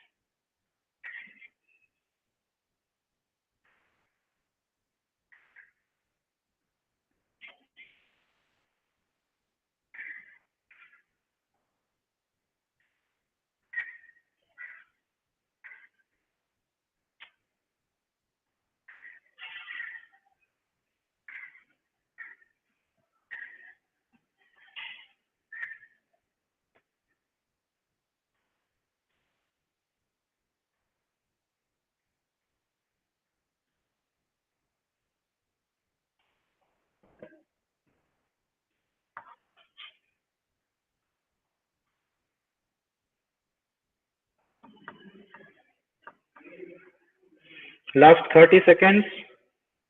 Please hurry up. Whichever you have done, please send.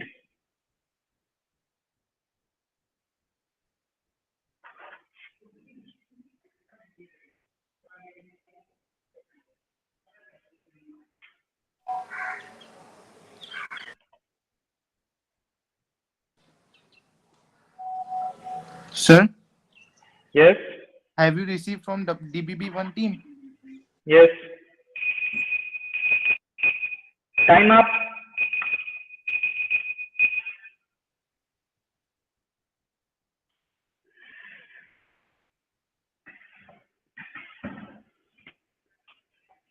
Okay, so let me just check the answers.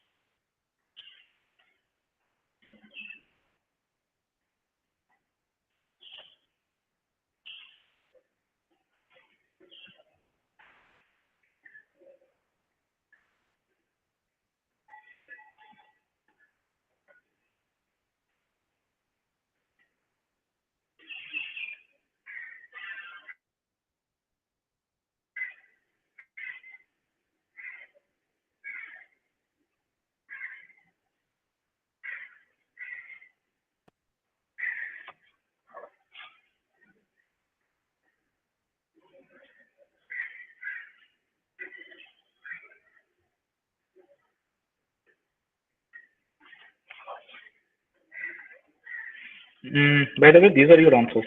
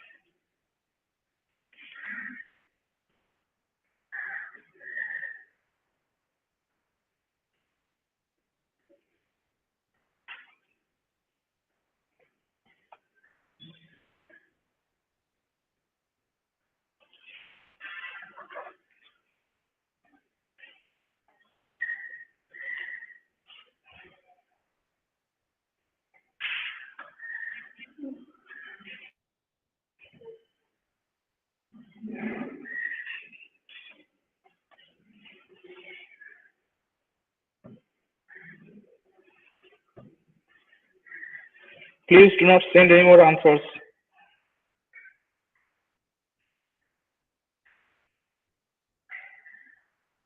Pardon, sir?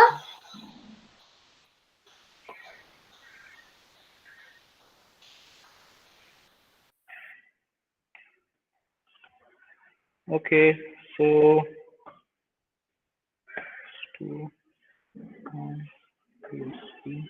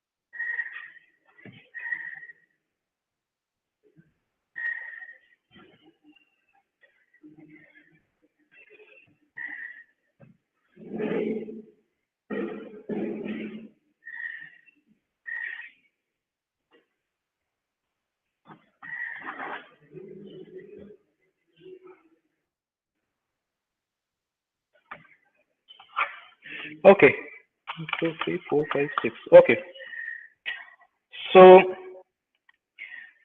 the 6 teams which qualify.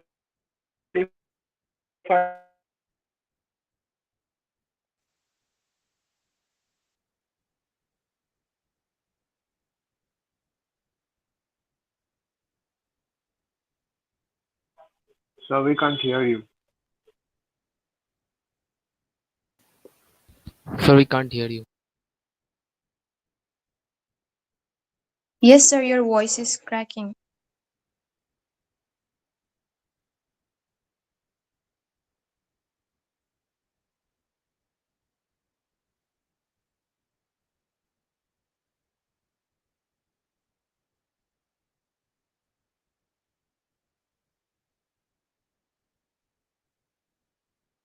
Am I audible now? Yes, sir. Yes, sir. Yes, sir. Yes, sir. Okay, so the 6 teams which qualifies for the main rounds are Don Bosco School Bandel, the third team, Akash Mishra, Indranuj Ghosh, Ayushman Malik, and Ramajyoti Moitro. The St. Anthony's Convent sir. School, the second team, Rehan Singhal, Yash Sharma, Harshit Jain. Don Bosco School Bandel, the second team, Ritam Das, Shubhadeep Roy, Orijit Chatterjee, Akash Datto. The third team from St. Anthony's, Keshav Agarwal, Kirti Brahmo, Akash Prasad. The fourth team from St. Anthony's, yeah, all three teams from St. Anthony's, Gayatri Ghatani, Aditya Kumar Chaudhary, Dev Krishna Yadav, and Army Public School Vandubi, Ruby Rai and Aditya Kumar.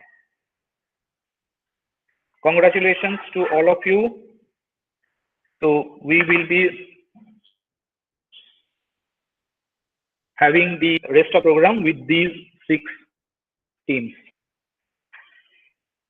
I want to see in the chat box. So APSB Ruby Rai, APSB team. I guess this is Aditya Kumar. That is fine. Then DBB2 Akash Datto, DBB2 Akash Datto, DBB team 2. Where is the DBB team 2? Yeah, over here. Fine. Then SAX 1, SSCS, SAX 1, 2, 3, SAX 1. That is fine. And then DBB3, that is Pramod Jyoti. Okay. Congratulations to all of you. Others may please Thank you, sir. watch the rest of the show. And okay, so Ilma, you can give me the list. So the first team is Don Bosco, third. Second team is St. Anthony's, second. I mean the second team, St. Anthony's SAX 2. Then DBB second, that is the third team. St. Anthony's third team is the fourth. St. Anthony's first team is the fifth, and APSB, that is the sixth team. Okay, so we start with the main rounds. All right. What do you want to do? Fine.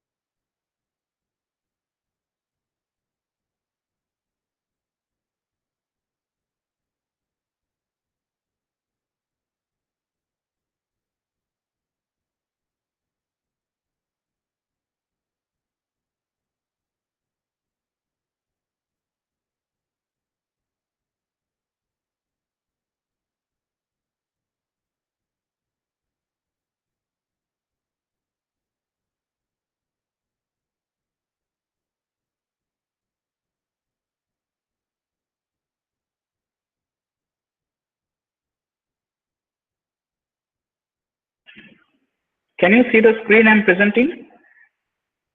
No, sir, nothing is visible. No, sir, we can't see.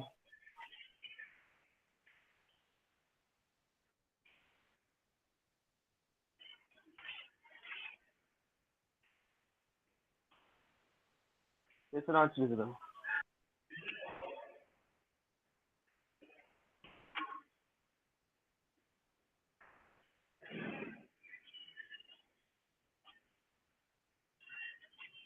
All right.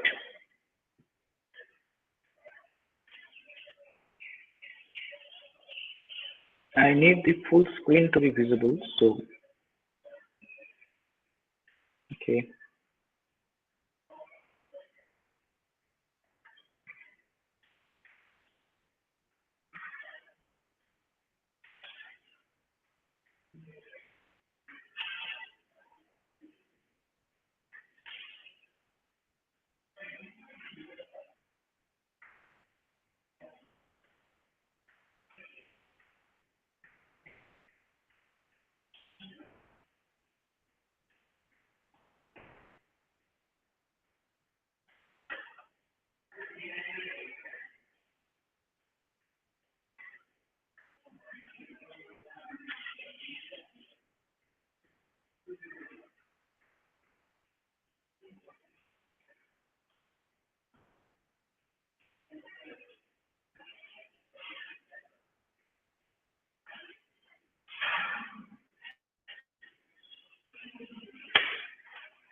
Fine. I think you can see the screen now.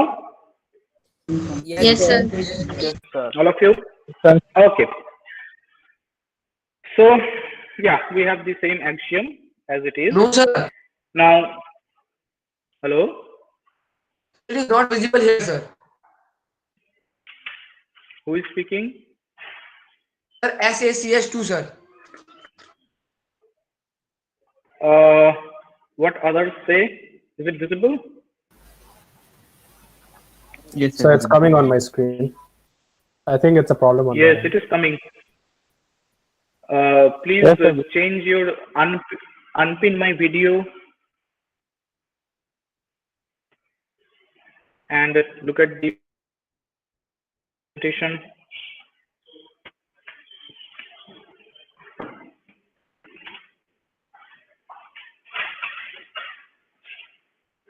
Is it clear? So the screen is coming black. Sir. Yes, sir. It's black. Round 1, it's written already. Yeah. Round. I have not brought the things. So that is my screen. Round 1 warm up round. You can see, right? Yes, sir, it's clear. Yes, sir. Okay. No, sir. Okay. So, Sir, we are exiting and coming back, sir. Just a second. okay. So your team is St. Anthony's second team. Yeah. Please come back quickly. You also need to see the first question. Hello. Come quickly. We cannot accommodate. Yeah. So in the first round, let us we call it warm-up round. The rules are simple. We Sir, shared the your rules voice with is you. not Each audible. team will have one question to sir. answer. Excuse me, sir, your voice is not audible. You can please leave and cracking a lot. rejoin. Am I audible to everybody? Yes, sir. Yes, sir. Yes, sir. Yes, sir, now you're audible. Yeah. So you please go out and rejoin. Yeah. Okay. So in the warm-up round, and please keep all your mics mute. Please keep all your mics mute. Otherwise, we'll create feedbacks and troubles. Okay. So in the round 1, we have each team will get one question. Correct answer to that question will give you 10 marks, and incorrect answer will deduct 5 marks, negative 5 marks if you answer them wrong. Unanswered question, if you do not answer a question, that will be passed on to the next team. Second team will get 5 marks for correct answer and minus 5 only for wrong answer. You will get 90 seconds to answer your own question and 30 seconds to answer a passing question. So the first team is Don Bosco Bandel 3. That is Akash Mishra, Indranuj Ghosh, Ayushman Mullik, Tamojyoti Moitro. Are you all ready? Yes, sir. Okay. You need to type in the answer choice in the chat box. You need to type in the answer choice in the chat box. So within 90 seconds. Yes, within 90 seconds. Okay. Okay. And the next question coming up will be applied to St. Anthony School second team as well for the passing question. If Don Bosco third team passes the question, then you will have a chance. Rehan Singhal, Yash Sharma, and Harshit Jain. You guys are ready? Excuse me, sir. Yes. Sir, if we pass the question to another team, will our marks be deducted? Sorry? If we pass on the question to another team, then our marks will be deducted. No, definitely not. Okay, sir. Okay, sir. Okay, so we are jumping to the first question. For 3 positive real numbers A, B, and C, we have A is smaller than or equal to B plus C, B is smaller than or equal to C plus A, and C is smaller than or equal to A plus B. what is the maximum value of the quantity b square plus c square minus a square over 2bc? And your options are -1, 0, 1, and 2. Your time starts now.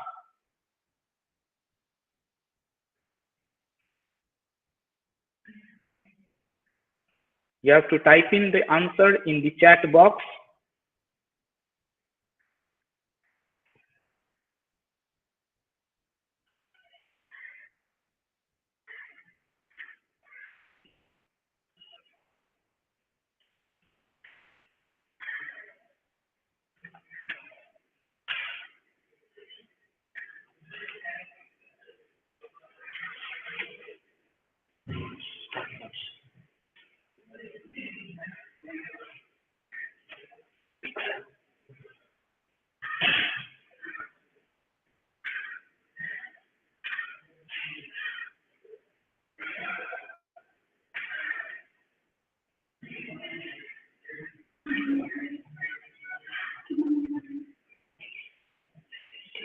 Thirty seconds more.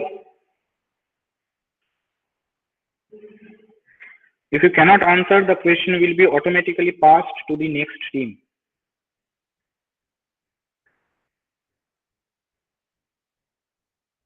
Last 5 seconds. 10 seconds, sorry.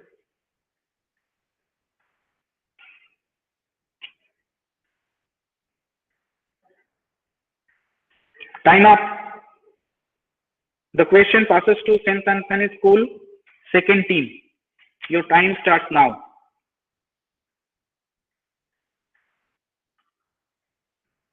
Sir, if we give incorrect answer, will our marks be deducted? Yes, -5.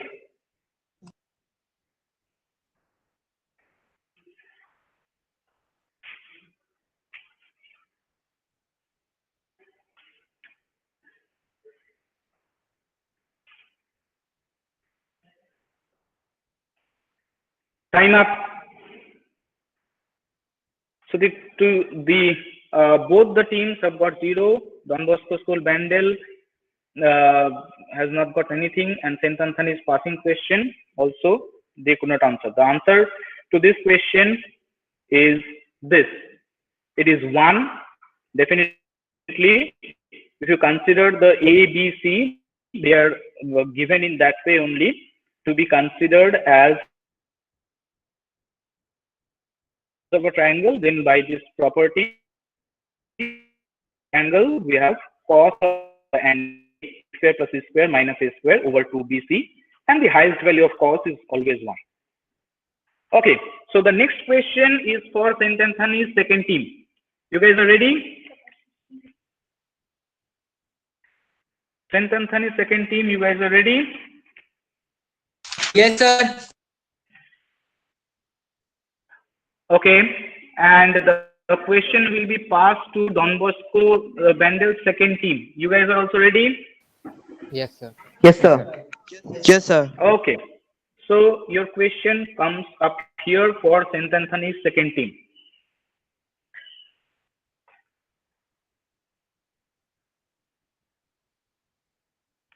A circle is inscribed in an equilateral triangle of side A.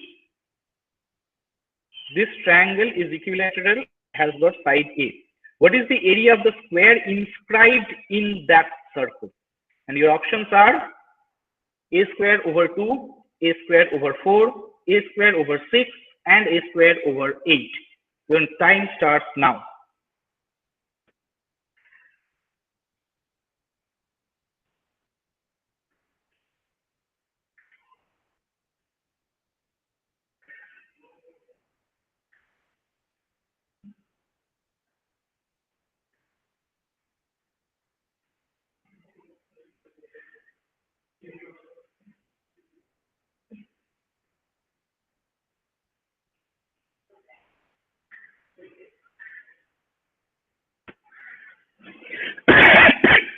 Excuse me.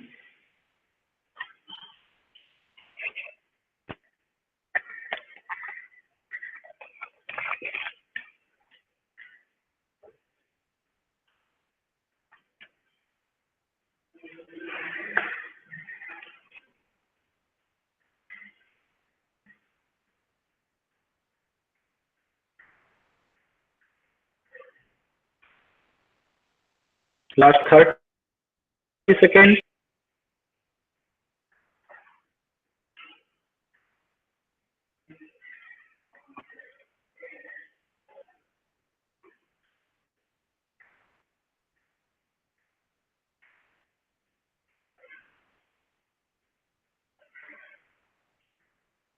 Last 5 seconds.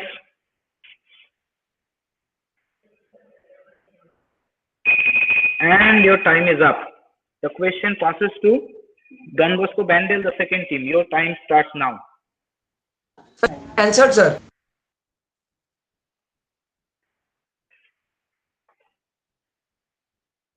The option is C. Sir, Yes, we answered, sir. that is the correct answer. So, no, before you did not answer before I called it. So when you You said did not 5 answer seconds, then before we I answered, called. sir. See, it took time to go, sir. We answered when you said 5 seconds, sir.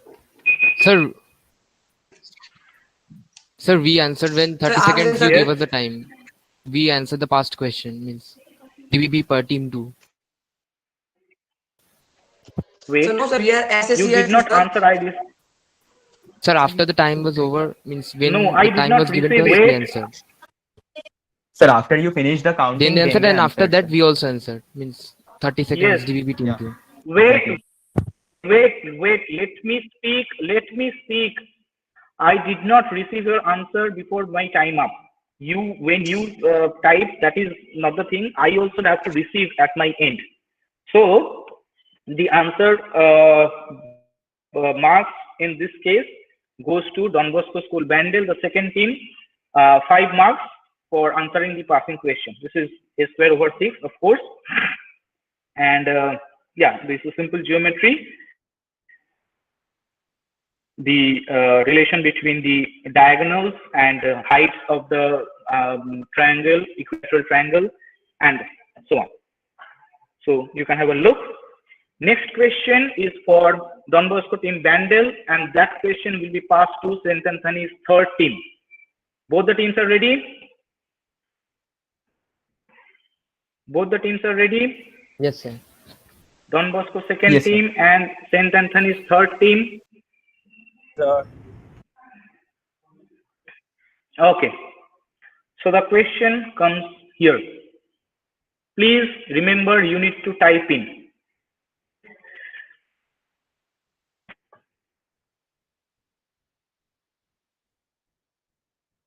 So,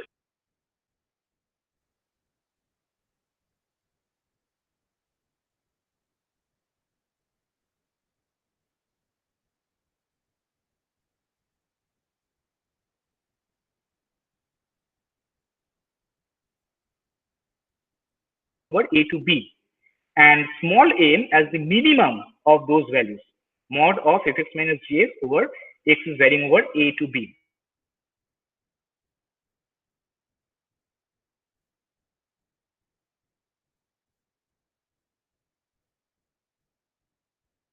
D. Your options are this.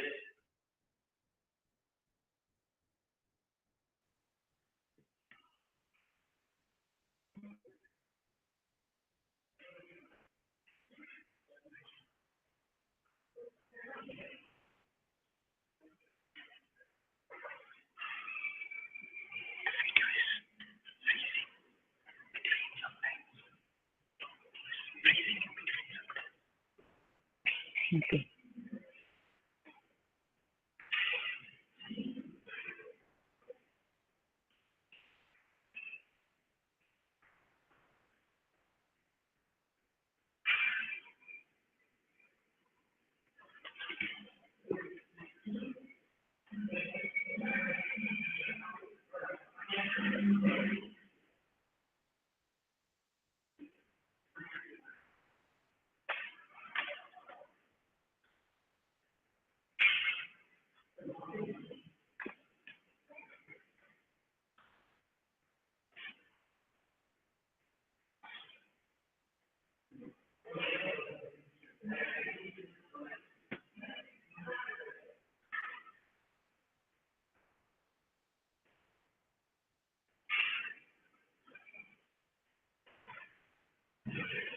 Last 5 seconds.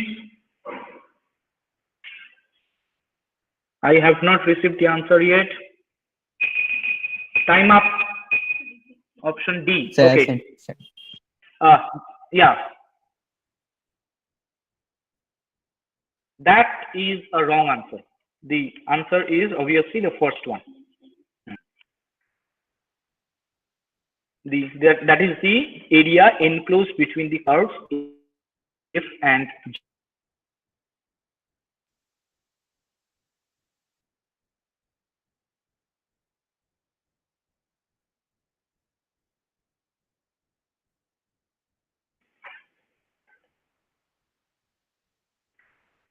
QN 1.4 space. Yeah, send the message. Enter.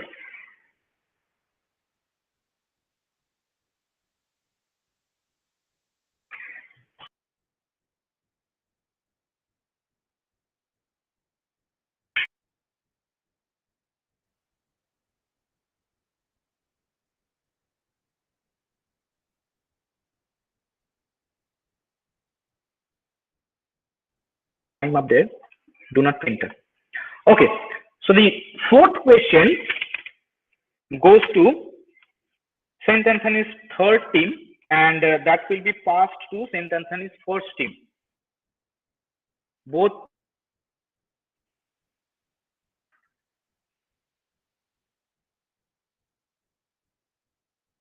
St. Anthony's first team.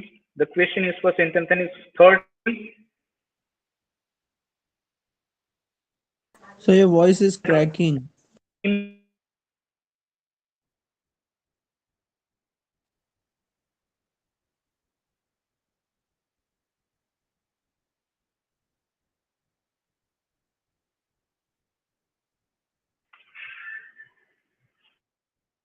Sir, your voice is continuously getting paused.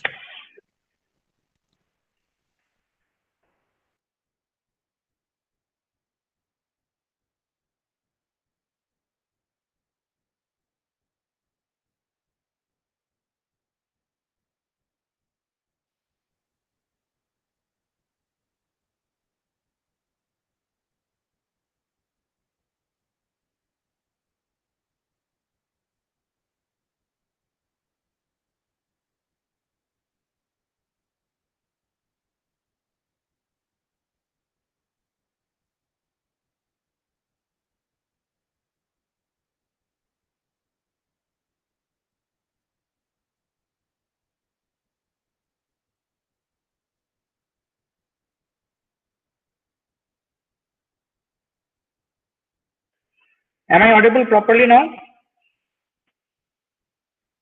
Yes, sir. Yes, sir. Am I audible properly now? Yes, sir. Okay.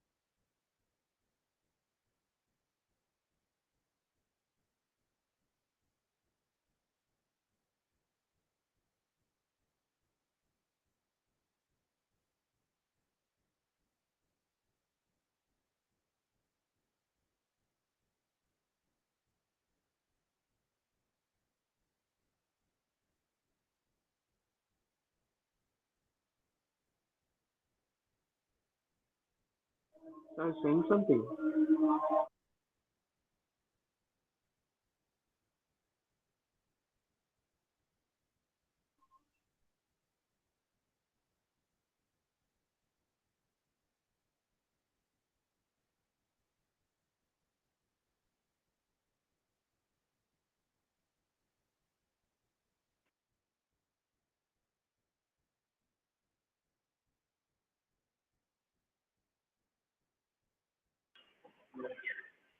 Am I audible now properly? Yes, sir. Yeah, sorry for the interruption. I had to switch places for a proper stable connection. I guess from now on there will not be much of problem. Okay. So where were we? We were on the fourth question, and the fourth question will go to St. Anthony's third team, and the question will be passed to St. Anthony's fourth team. Both teams are ready. Yes, sir. Yes, sir.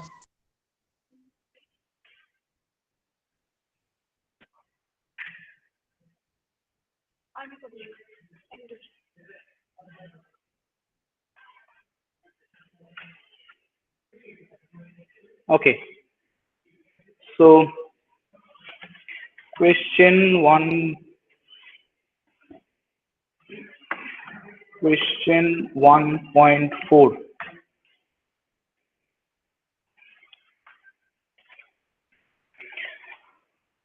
So for every natural number n, you have f1. The function f1 is half, and f of n plus 1 is the fraction 2 times fn plus 1 whole over 2. You need to find the value of f at 2020. And your options are these things. Your time starts now.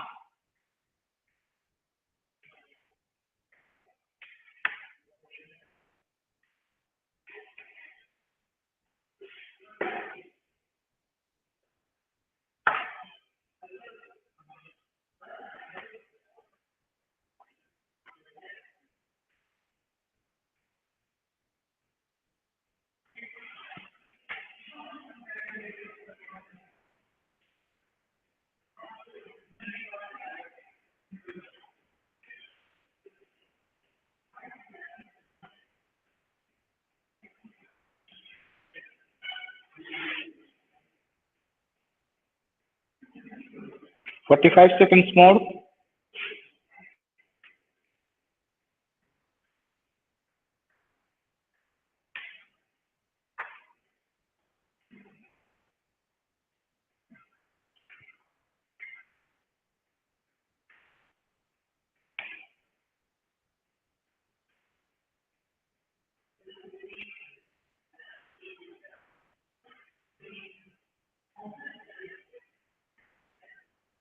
Last 15 seconds.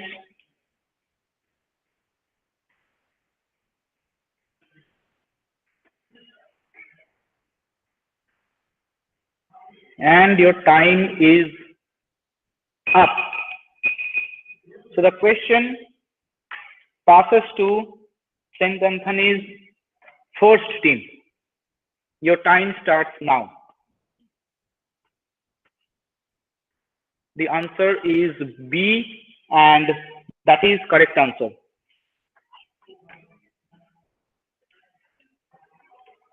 It is this telegraphic series. You just this relation reduces to f n plus 1 minus fn is equal to half, and then you put the values, consecutive values of f, consecutive values of n, and then you add it up. You will get f 2020 is 1010. Okay, 5 marks for St. Anthony's first team. Next question is for them only, St. Anthony's first team. Yes. So next question coming up for St. Anthony's first team, and APSB will be the passing team. You are ready? APSB ready? APSB ready? Yes, sir. Yes, sir. Yes, sir. And St. Anthony's first team ready? St. Anthony's first team ready? Yes, sir. Okay, so here comes your question. Consider the x-axis as a mirror to reflect the light rays. A light ray from the point 0, 1 gets reflected off the mirror and hits this point 2, 2. What is the point of incidence on this mirror? This point you need to find out. And your options are 1/3, 0, 2/3, 0, 1, 0, and 4/3, 0. Your time starts now.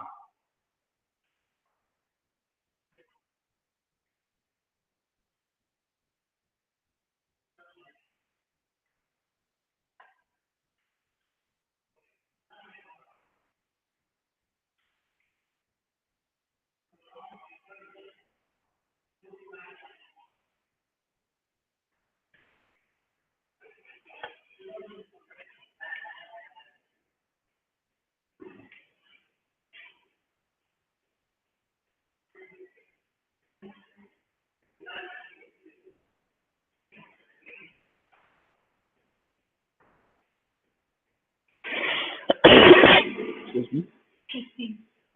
It's C 1, 0. That is a wrong answer. The correct answer is 2/3, 0. This is light ray gets reflected, so the angle of incidence equal to angle of reflection. So these two angles are same. Therefore, the slope of CB, this one, will be minus of slope of AB, and then you calculate, you get the answer is equals to 2/3. Okay, so moving to the last question of this round, that goes for Army Public School Bandubi, and this will be passing to Don Bosco School Bandel, the third team. Both teams are ready? Yes, sir. Can I hear from Don Bosco School Bandel, third team? Yes, sir. Okay. So here comes the question. Evaluate the following sum. 1 plus 1 plus 2 plus 1 plus 2 plus 2 square goes on like this up to n many terms. 1 plus 2 plus 2 square up to 2 to the power n minus 1. Your options are 2 to the power n, 2 to the power n minus n, 2 to the power n plus 1 minus n, and 2 to the power n plus 1 minus n minus 2. Your time starts now.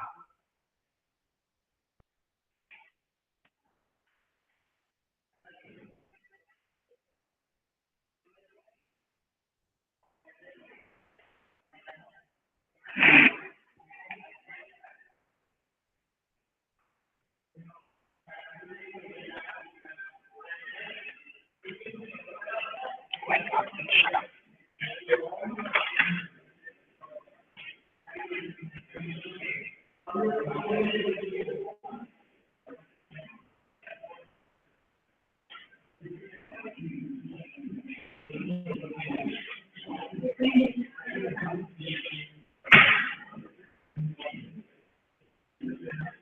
45 seconds more.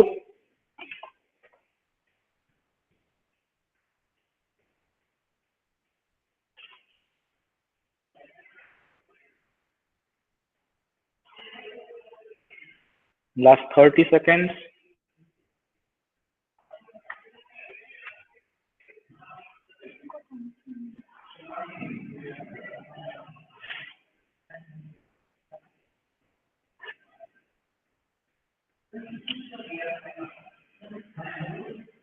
Ten seconds.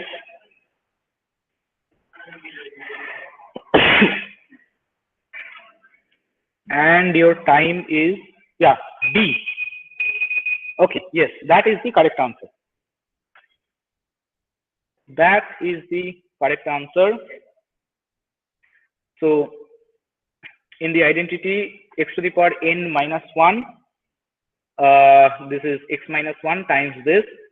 So choose x equals to 2 there, and you evaluate, you get this answer, 2 to the power n plus 1 minus n minus 2. Congratulations. So we are done with the first round. So after first round, we have the scorecard as the first team, Don Bosco, third team is 0, St. Anthony's is 0, Don Bosco second team is 0. St. Anthony's third team is 0. St. Anthony's first team is 0. Army Public School Bandubi is at 10 points. Two teams have answered the passing questions, but at the same time, both of them have answered their own question wrong. Okay, so moving to the second round. This is called wizard round, and the rules here are, and I just need to repeat them. You have already seen them. Each team will have one question to answer. Correct answer will have 20 marks. You have to provide reasons for your answer. Otherwise, no marks will be awarded.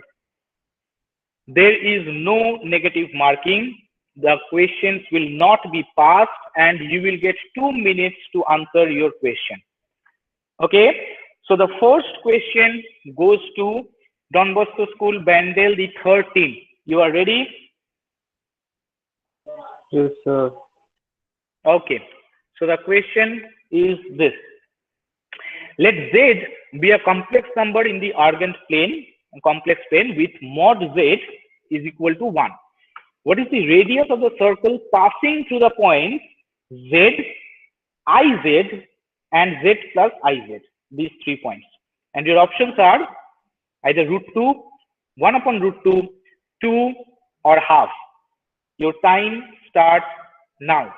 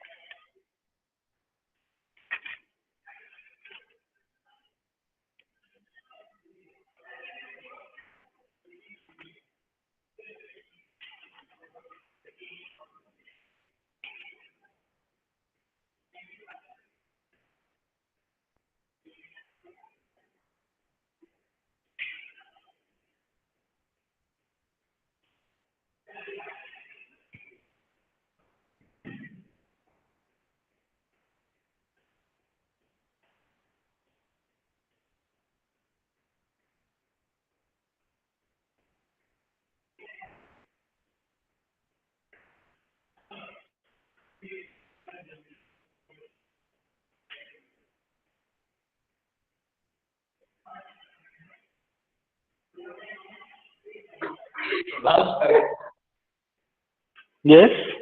Hello? No.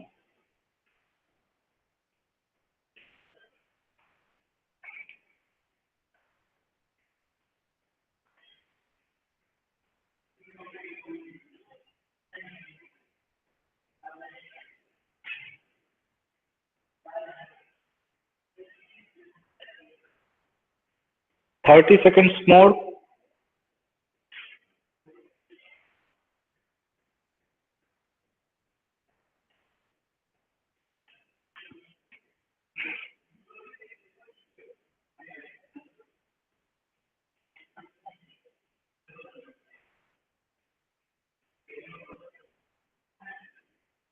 Five seconds.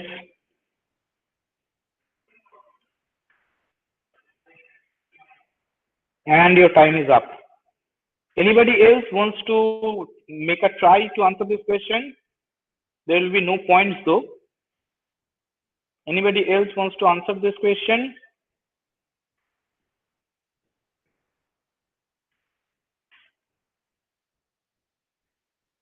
The answer is 1 upon root 2. Z is a complex number, so IZ will be a 90-degree rotation counterclockwise. So this is your IZ, and so this is side of 1. This is also side of 1. Mod Z is 1 given. So the Z plus IZ will be the complex number along the diagonal of this parallelogram, and this parallelogram is actually a square.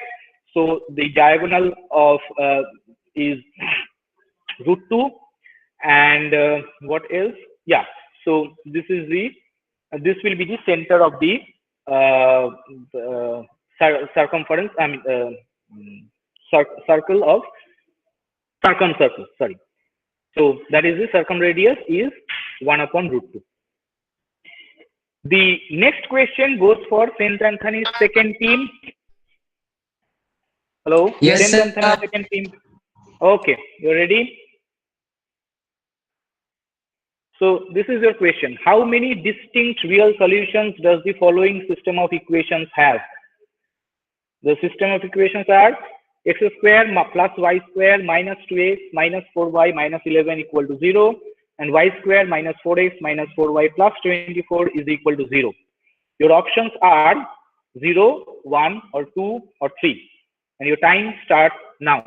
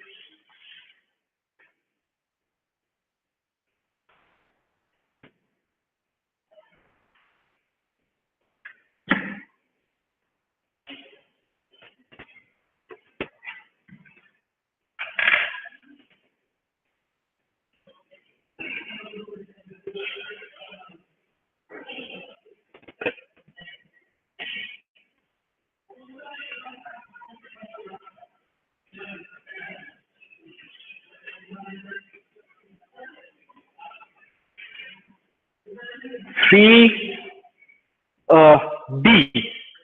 That is a wrong answer. Okay. The answer is 1, and this is the reason. The first one is a circle, and the second one is this parabola. The first one is the circle x minus 1 whole square plus y minus 2 whole square is equals to 16. So the center at 1, 1, 2, and the radius is 4. The second one is a parabola, y minus 2 whole square is equals to 4 times x minus 5. So the vertex will be at 5, 2, and this distance is the distance is 4, which is the radius of the circle. So this parabola will just touch the circle. So no marks for you. The next question goes to Don Bosco Bandel second team. You guys are ready? Yes, sir. Yes, sir. Yes, sir. Okay. Yes. So here's question.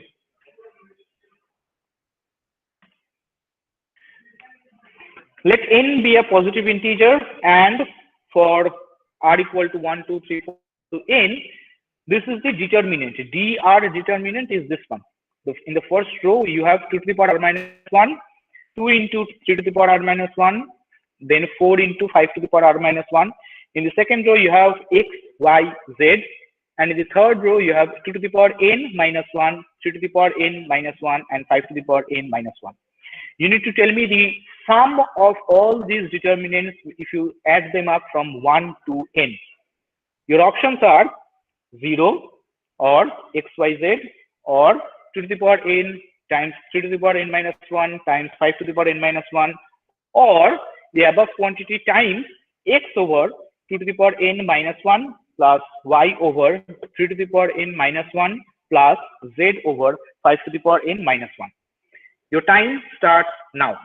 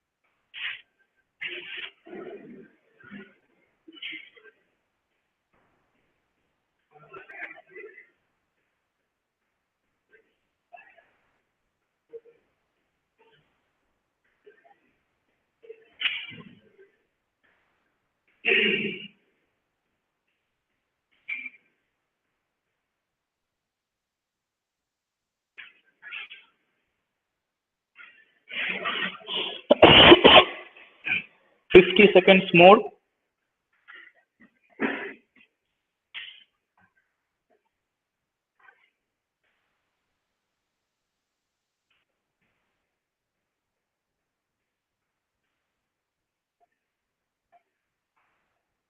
Last 30 seconds.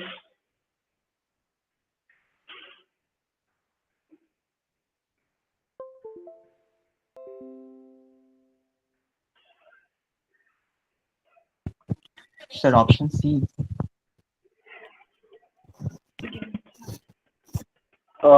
You have given option A and you are saying option C. Which one shall I take?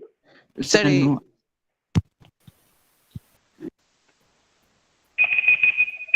I will take the written one.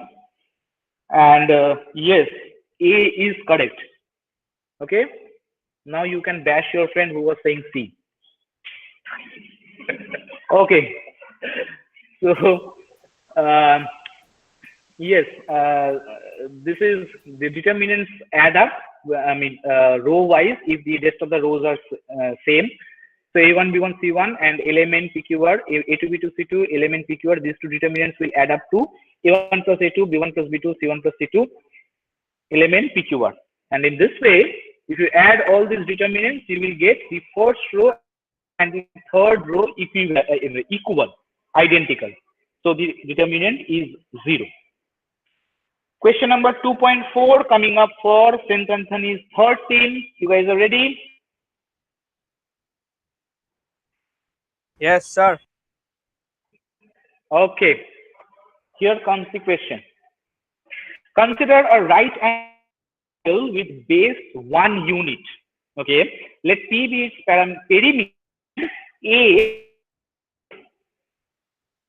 a subset S of real numbers whose elements are of the form P minus 2A. That is, S contains all those real numbers P minus 2A, where P is the perimeter and A is the area of a right angle triangle with base 1. So that means you keep this base same and you vary these two portions. Then area will vary and the perimeter will also vary.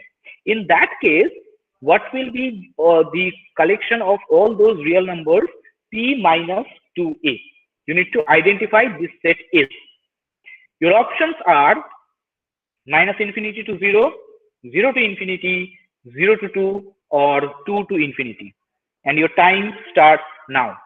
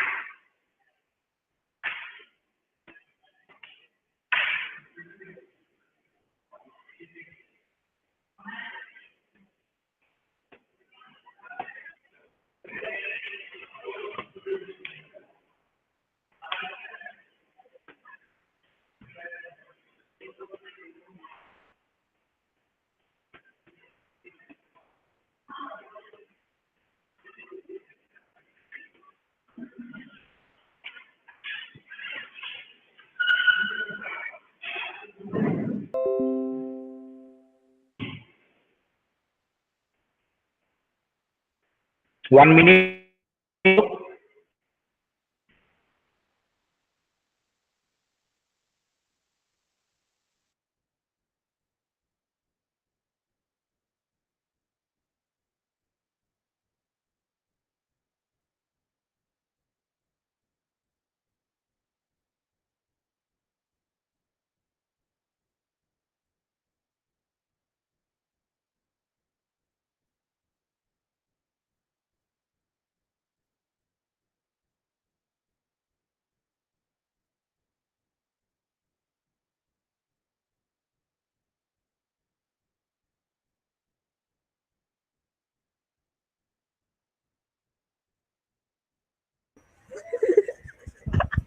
ये क्यों अटक जाते बार बार?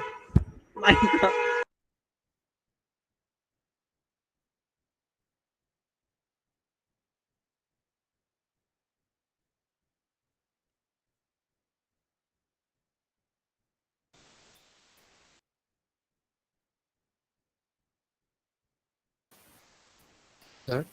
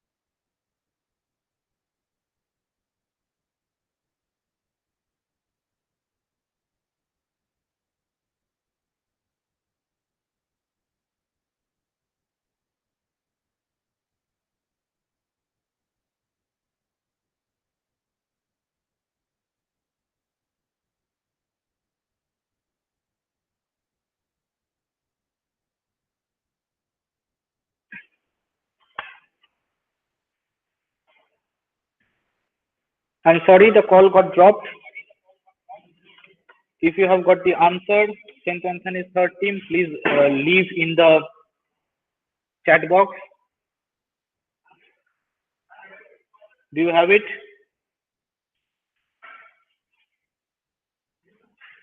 Hello?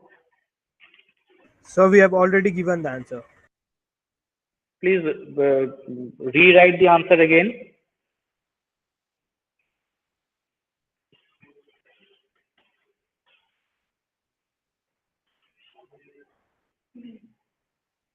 B. No, that is wrong. Okay.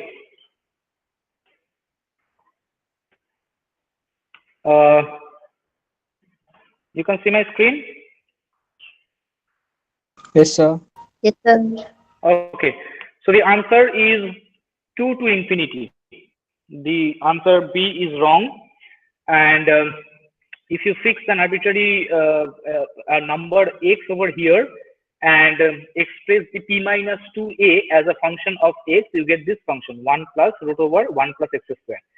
And the range of this function is 2 to infinity. X greater than 0. So this one is greater than 1, and the entire thing is greater than 2. So the answer is 2 to infinity. I'm extremely sorry for the constant interruption in the connection. Nothing is that is not there in our hand. Okay. So next question is for St. Anthony's first team. You are ready? Yes, sir. Okay. So the question is this. All the solutions to the equation in x, this is the equation 0 to x, cos of x square plus t dt is equal to sin x. When 2 is less than or equal to x is less than 3, less than or equal to 3. The solutions are given by this one, which is the correct set of solutions. Is it open interval 2 to 3, or is it the solution only the numbers root over 2 pi and minus 1 plus root over 1 plus 8 pi over 2? Third, the closed and bounded interval root over 2 pi to 3 and closed and bounded interval 2 to root over 2 pi. And your time starts now.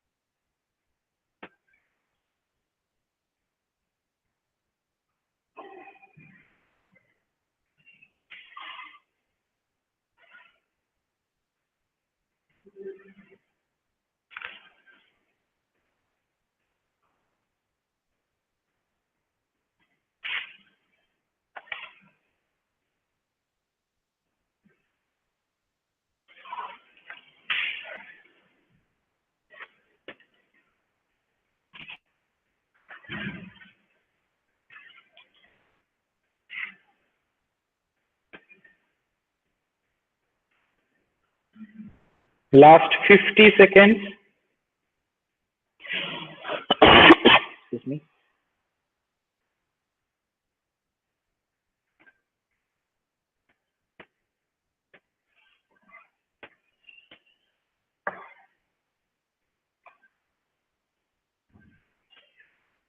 A. That is wrong answer. The answer is B. Root over 2 pi and minus 1 plus root over 1 plus 8 pi over 2. This equation reduces to this one, cos of x by 2 is equal to cos of x square plus x by 2. Now you cannot equate both these two things because of the given range. So in that given the range of x, x over 2 is in 1 to 3 by 2 and x square plus x by 2 remains in 5 to 21 by 2. So this equality only holds if this one is this one and this one differs by plus minus 2 pi. So this one is 2 pi plus minus x by 2 because this quantity is cos of 2 pi plus minus x by 2 as well, fourth quadrant and first quadrant. So if you solve these two equations, then you get the admissible values of x as root over 2 pi and minus 1 plus root over 1 plus 8 pi over 2. The last question of this round will go to Army Public School Bangdubi. You are right. You are ready? Yes, sir. Okay. So here comes the question.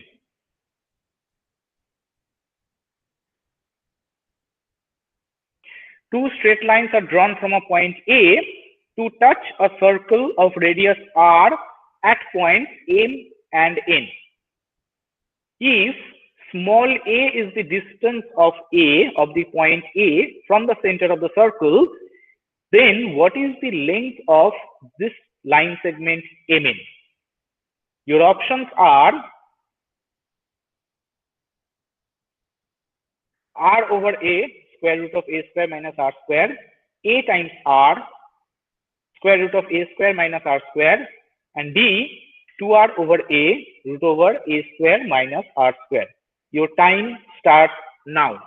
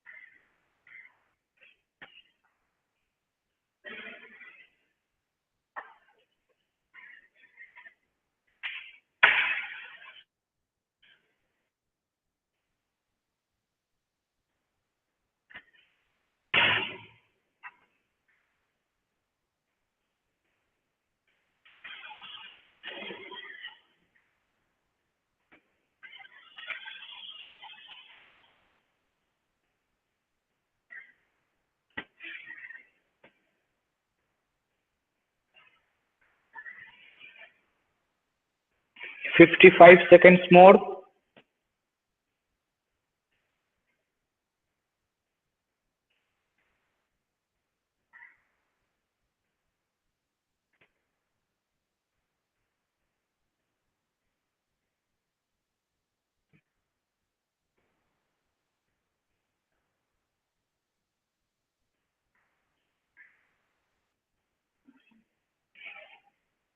A. Okay. Your answer is wrong. The right answer is D. It is 2 times r over a times a root over a square minus r square. You calculated the PM, I guess, and forgot to add PN. Sorry, I cannot give you the marks on this one. So this is simple geometry. I mean, you actually did a silly mistake. You probably calculated MP and forgot to add the PN as well. Okay, so by the end of second round, this concludes the second round. So by the end of second round, we have got Don Bosco School Bandel third team at 0 points, St. Anthony's second team at 0 points, Don Bosco Bandel second team at 20 points, St. Anthony's third team at 0, St. Anthony's fourth team at 0, and APS Bandubi at 10 points. So we are moving to the third round now. All of you are with me? Are all of you with me? Yes, sir. May I hear from all Yes, of you? sir. Okay. You will be shown graphs of a sequence of functions here. You have also seen this in the shared document. For example, for a natural number n, let fn be defined by fn as x over n, the graph of which will look like this.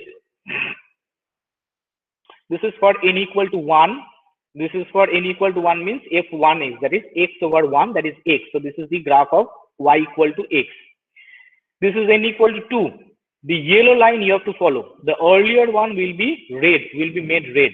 So n equal to 2. So this is f2, which is x over 2. This is n equal to 3. This is n equal to 4, 5, 6,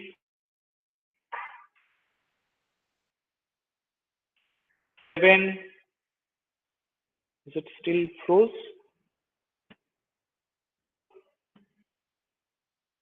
Hello, can you hear me?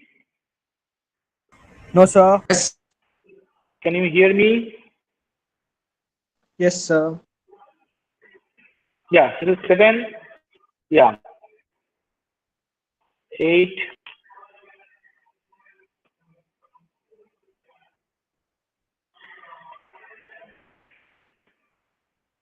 13, 14, 15, 16, 17, 18, 19, 20. Yeah. Okay. So this way the graphs will be shown. Graphs of first 20 functions will be shown there. The color code I have followed here is for the present value of n, the graph of n is shown in yellow, and simultaneously the earlier graph will be made red. For better visualizations, the graphs will be shown in the black backgrounds. Rules: each team will have to identify one sequence. Correct answer will add 10 marks to the score.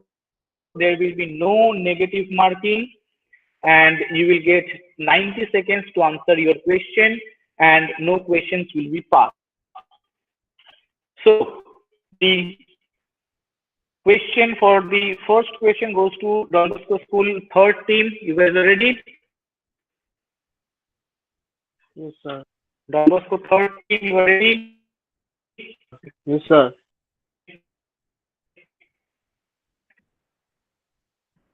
So here comes the question. Identify the following numbers. Domain of definition is 0 to 1. So this is, can you see question 3.1 on the screen?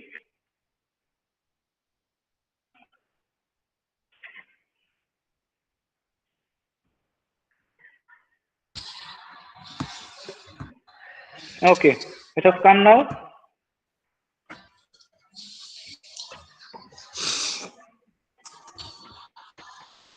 This is n equal to 2, n equal to 3. Saint Anthony second team, please mute your mic. Saint Anthony second team, please mute your mic. Yeah.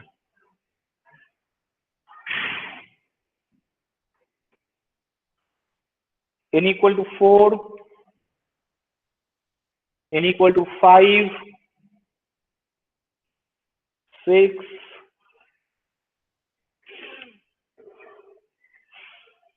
7, 8, 9, 10. This way it goes. So you have these 20 graphs over here, and your options are n over x, x to the power n, x to the power n over n, and n to the power x. And your time starts now.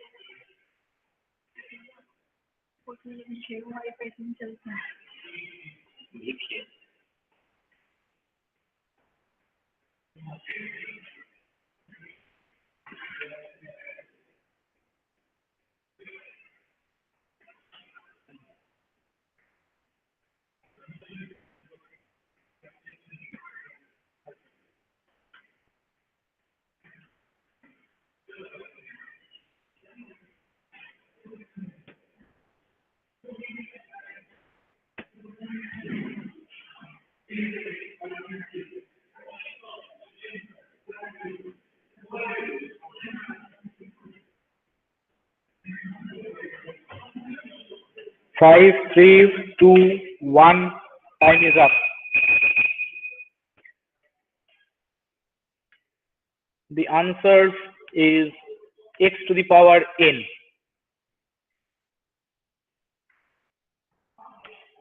The next question goes to St. Anthony's second team. You are ready? St. Anthony's second team, you are ready? Ready, sir. Okay. So identify the sequence of functions defined over. Here the domain is minus pi to pi, closed interval minus pi to pi. Here are the graphs. This is for n equal to 1, 2, 3, 4, 5, 6, 7, 8, 9, 10.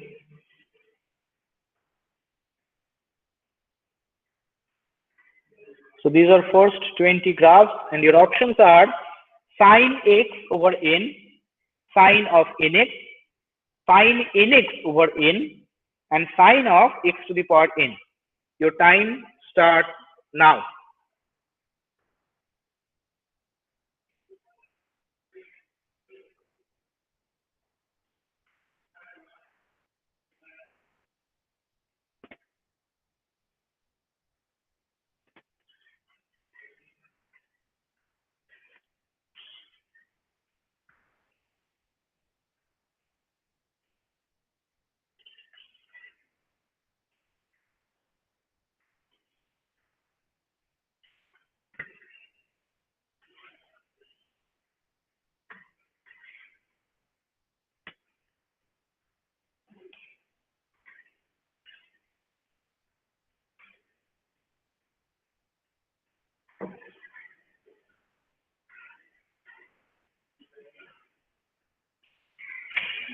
A, that is incorrect, wrong answer. The correct answer is sine of nx over n.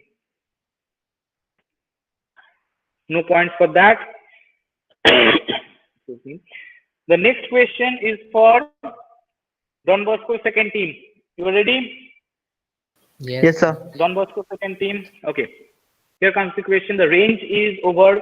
The domain is over 0 to 1. This is n equal to 1 if 1 if 2. Come on, this net is slow.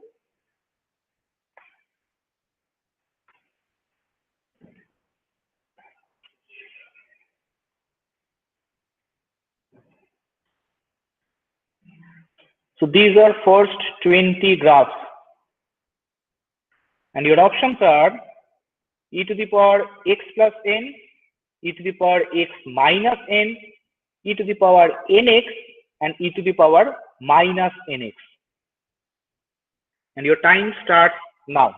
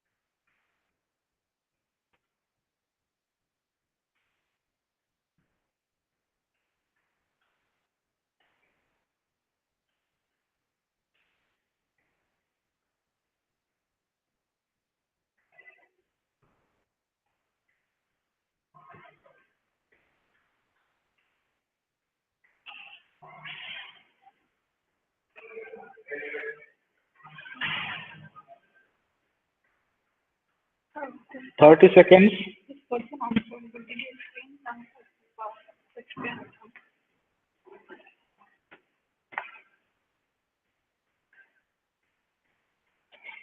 A. No, sorry, that is wrong. The answer is D, e to the power minus nx. No points for that. Next question is for Saint Anthony's third team. You ready? Yes, sir. Saint Anthony's third team. You ready? Okay. So this is defined over entire R. Now here remember the y-axis is 4 times zoomed than x-axis. Okay. So here this is for n equal to 1, and I have shown the graph from -4 to 3. Okay, but the functions are defined over the entire R. So this is in n equal to 1, n equal to 2, 3, 4, 5, 6 goes this way. 18, 19, 20. And your options are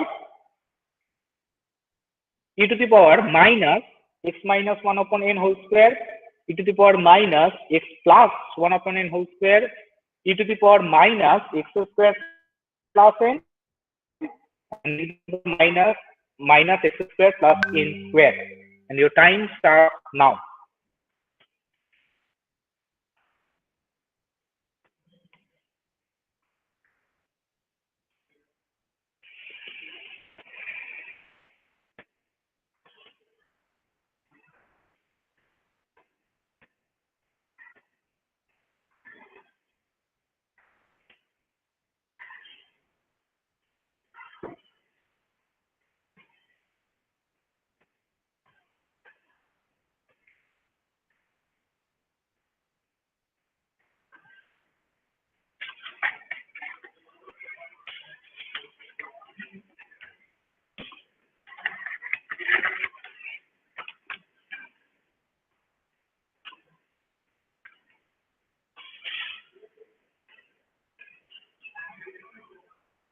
$35 seconds more.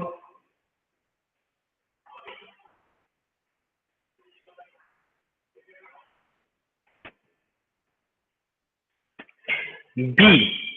Yes, that is the correct answer.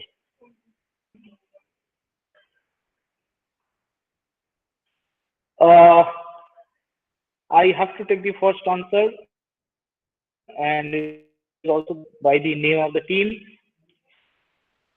So B is correct answer. E to the power minus x plus 1 upon a square. Okay.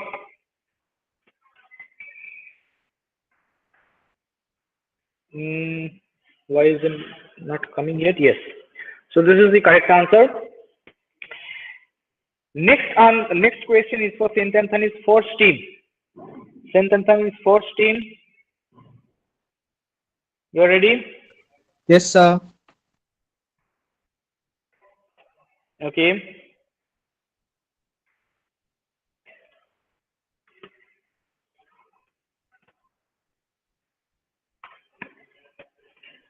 So here the function is defined over entire R, and y scale is 2.5 times x scale. So y-axis is 2.5 times more zoomed than x-axis. So this is your for n equal to 1. N equal to 1. This one is 2. This is 3, 4, 5, 6, 7, 8, 9, 10. Where is this way?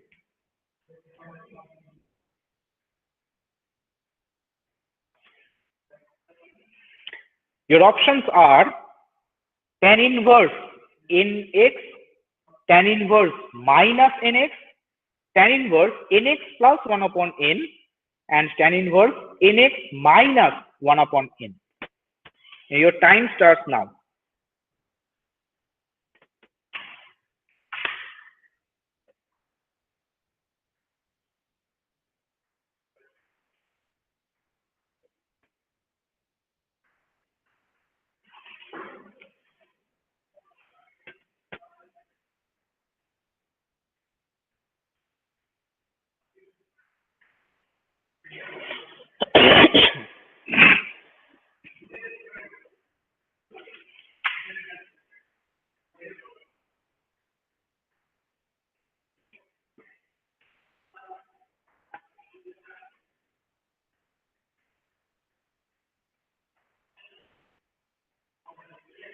45 seconds more.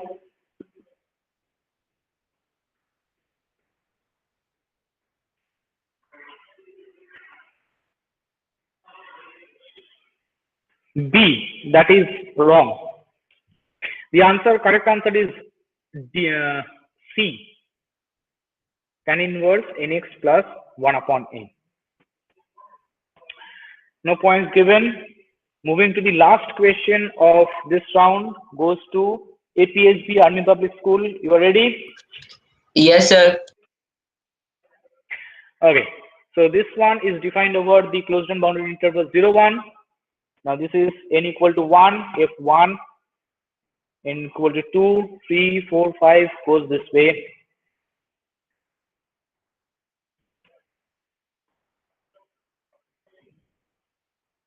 And your options are 1 upon n minus x, 1 upon n plus x, n over n minus x, and n upon n plus x. And your time starts now.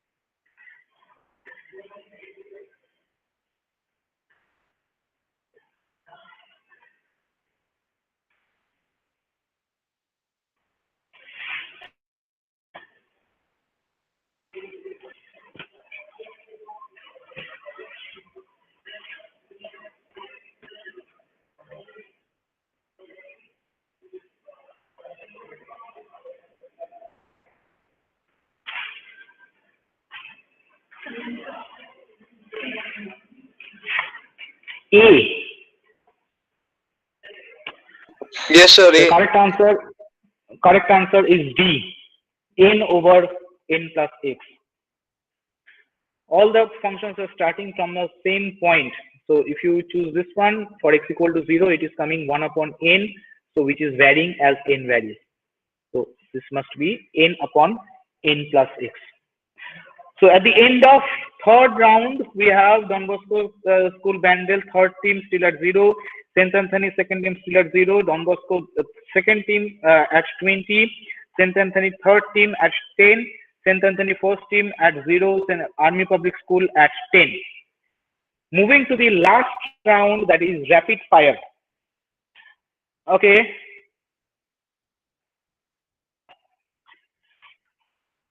Okay.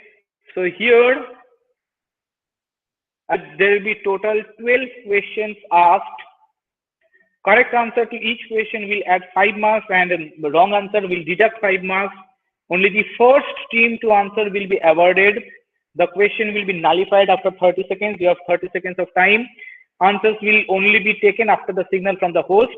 Schools providing premature replies will be disqualified. Okay. So the first question, all of you are here with me? Yes, sir. Yes, sir. Okay. Okay. So next time,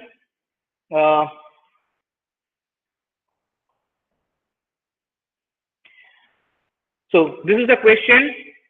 F is a continuous function such that f of x plus y is equals to fx times fy.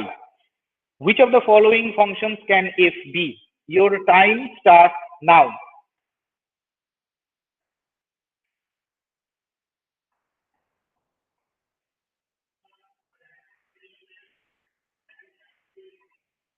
C, that is wrong.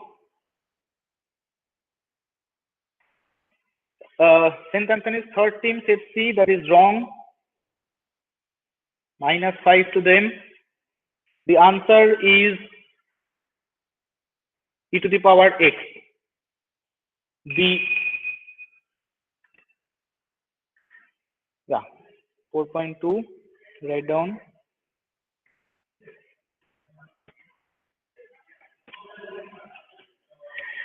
So next question is coming up on the screen. There are exactly 2 faulty machines among 4 total machines present in a factory. They are tested one by one in a random order till both the faulty machines are identified. What is the probability that only 2 tests are required? Your time starts now. C. That is wrong. Saint Anthony's Saint Anthony's second team has said C. So that is wrong. The correct answer is, I believe, 1/6. Yes. Okay. So we will take only the first reply. So in the chat box, the first reply is from Saint Anthony's second team, and that is C, and that is wrong. We will not take any other replies. The third question is coming up on the screen. Evaluate this integral. Your time starts now.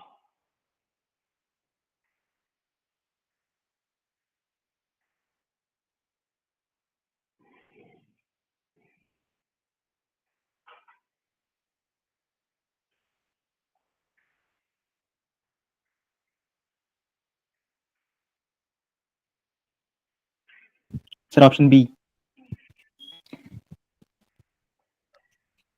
Sir, option B. Option B. Yes, Yes, sir. that is correct. Okay. So Don Bosco team 2 gets 5 points. Next question. Next question, 4.4. Coming up on the screen. The sum and product of two complex numbers are both 1. The sum of their cubes will be which one of these? Your time starts now.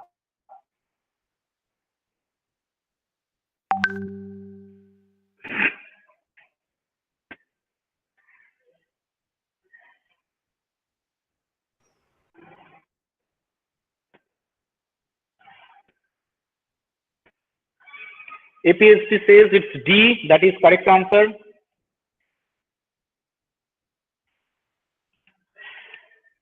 It is -2. The fifth question.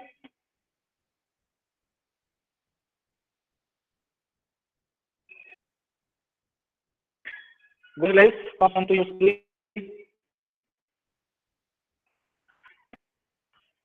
The largest area of a rectangle is one side along the axis and two vertices on the curve y is equal to e to the power minus x squared. Sir, the question is not Which one visible. of these? So we can't see the question. Okay, wait, it's coming. It is coming. Yeah. Yes. Now you can see. Yes, sir. Yes, sir. The largest area of a rectangle with one side along the x-axis and the two vertices along the curve y equal to e to the power minus x square is which one of these? Your time starts now.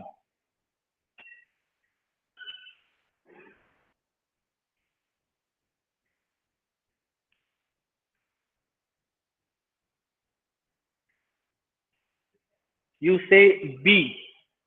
Saint Anthony third team B. I guess that is the wrong answer. So C. You wrote B. You wrote B. The correct answer is C. So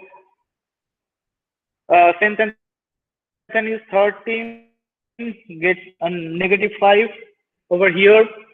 Sixth question coming up.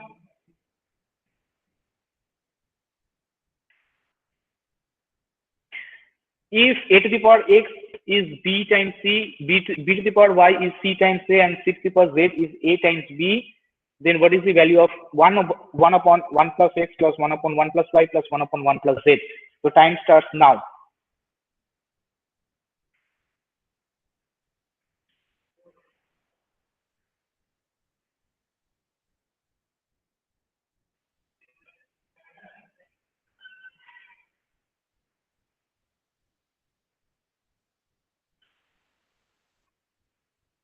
So B. Send B. Send So 1. is b. It is 1. It is 1. Yeah. Anthony second team 5 marks. The next question, question number 4.7, coming on the screen.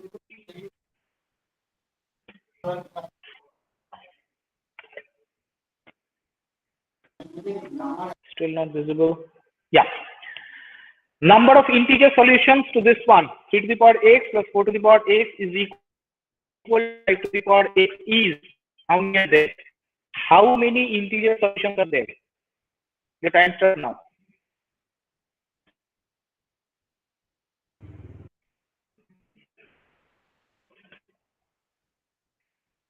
Appears 3, that is wrong. Minus 5 to them. Only one integer solution is there, and that is 2. Okay. The next question, question 4.8, coming up on your screen. If three numbers x, y, z are in geometric progression, all of them are greater than 1, then the following numbers 1 upon 1 plus log x, 1 upon 1 plus log y, and 1 upon 1 plus log z are in which progression, or nothing can be said. Your time starts now.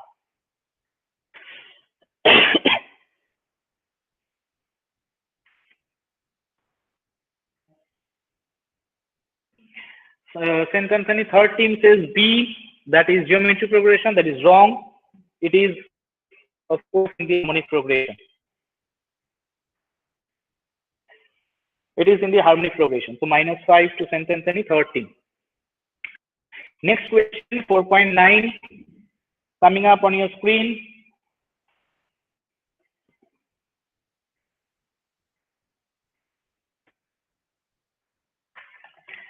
Function defined this way.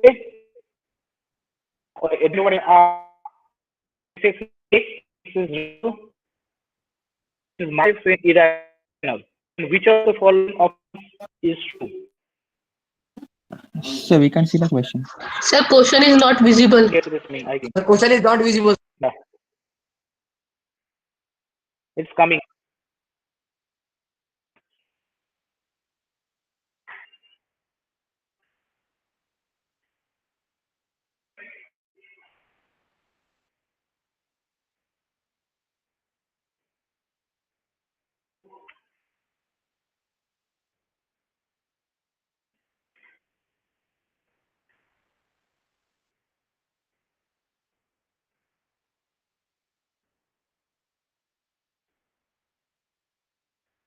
Hello.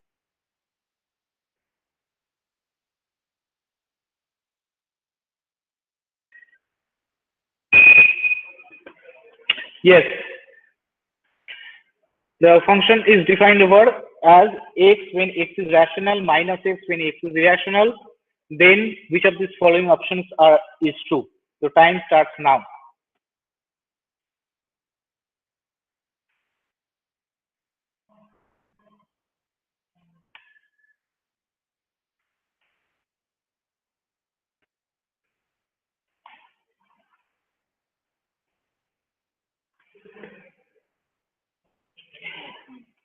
St. Anthony first team says it is C. That is correct answer.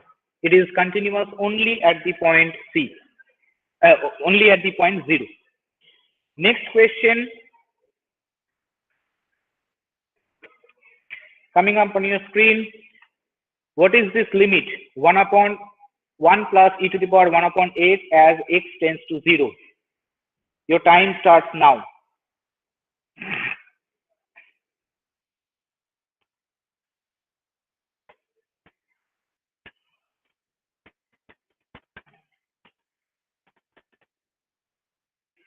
B. APSB says B. That is wrong. This limit does not exist. Left hand limit and right hand limit are not same. It tends to 0. Okay. Next question. 4.11 coming up on your screen. This matrix 22 over 7, pi, and 1 and 1. This is either singular, non-singular, symmetry, or skew symmetry. Your time starts now.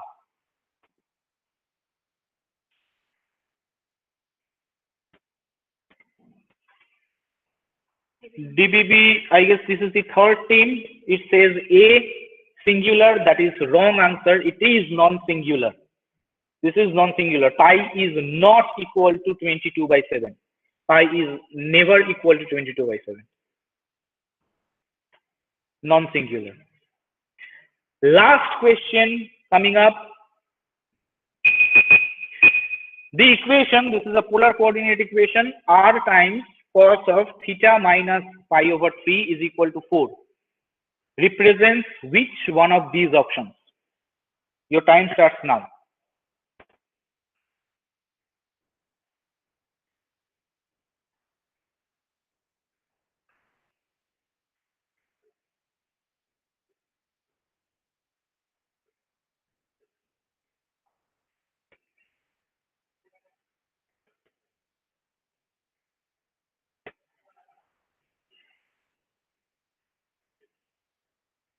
Last 5 seconds. You say DBB second team says A. That is wrong. No, this is second team. The third team, sorry. Third team says A. That is wrong. The answer is C. A straight line with intercepts of 8 units along the x-axis and 8/3 units along the y-axis. So we have reached at the very end of the program math quiz. Congratulations and to all of you, and thank you for participating. The final results will be Don Bosco third team ends at -10, St. Anthony second team ends at 5, Don Bosco second team ends at 0, 20, 25, 5, so 20.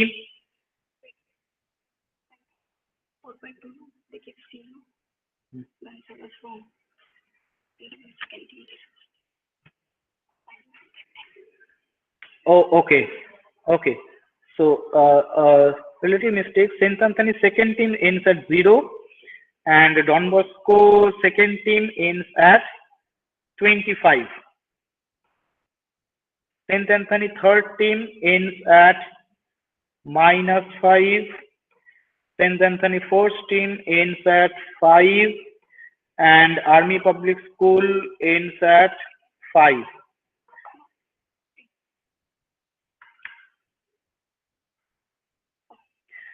So we see the highest scorer is Don Bosco Bandel, the second team, and they are Ritom Das, Captain Shubhodip Roy, Orijit Chatterjee, and Akash Datta. Congratulations to you. And the second team, there is a tie between St. Anthony's first team and APSB Bandubi, Army Public School Bandubi. So team 5 and 6, St. Anthony first team and APSB are joint second, whereas Don Bosco second team is the first.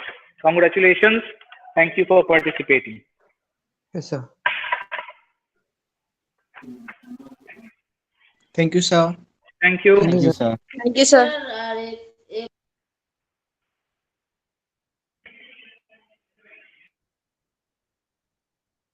Thank you, sir.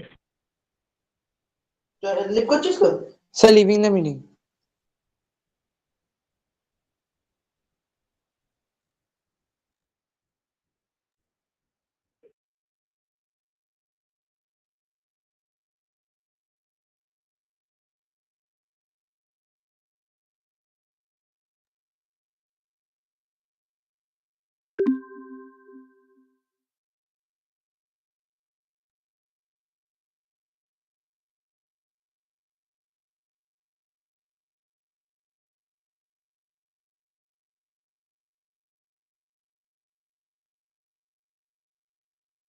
Bye bye, everyone.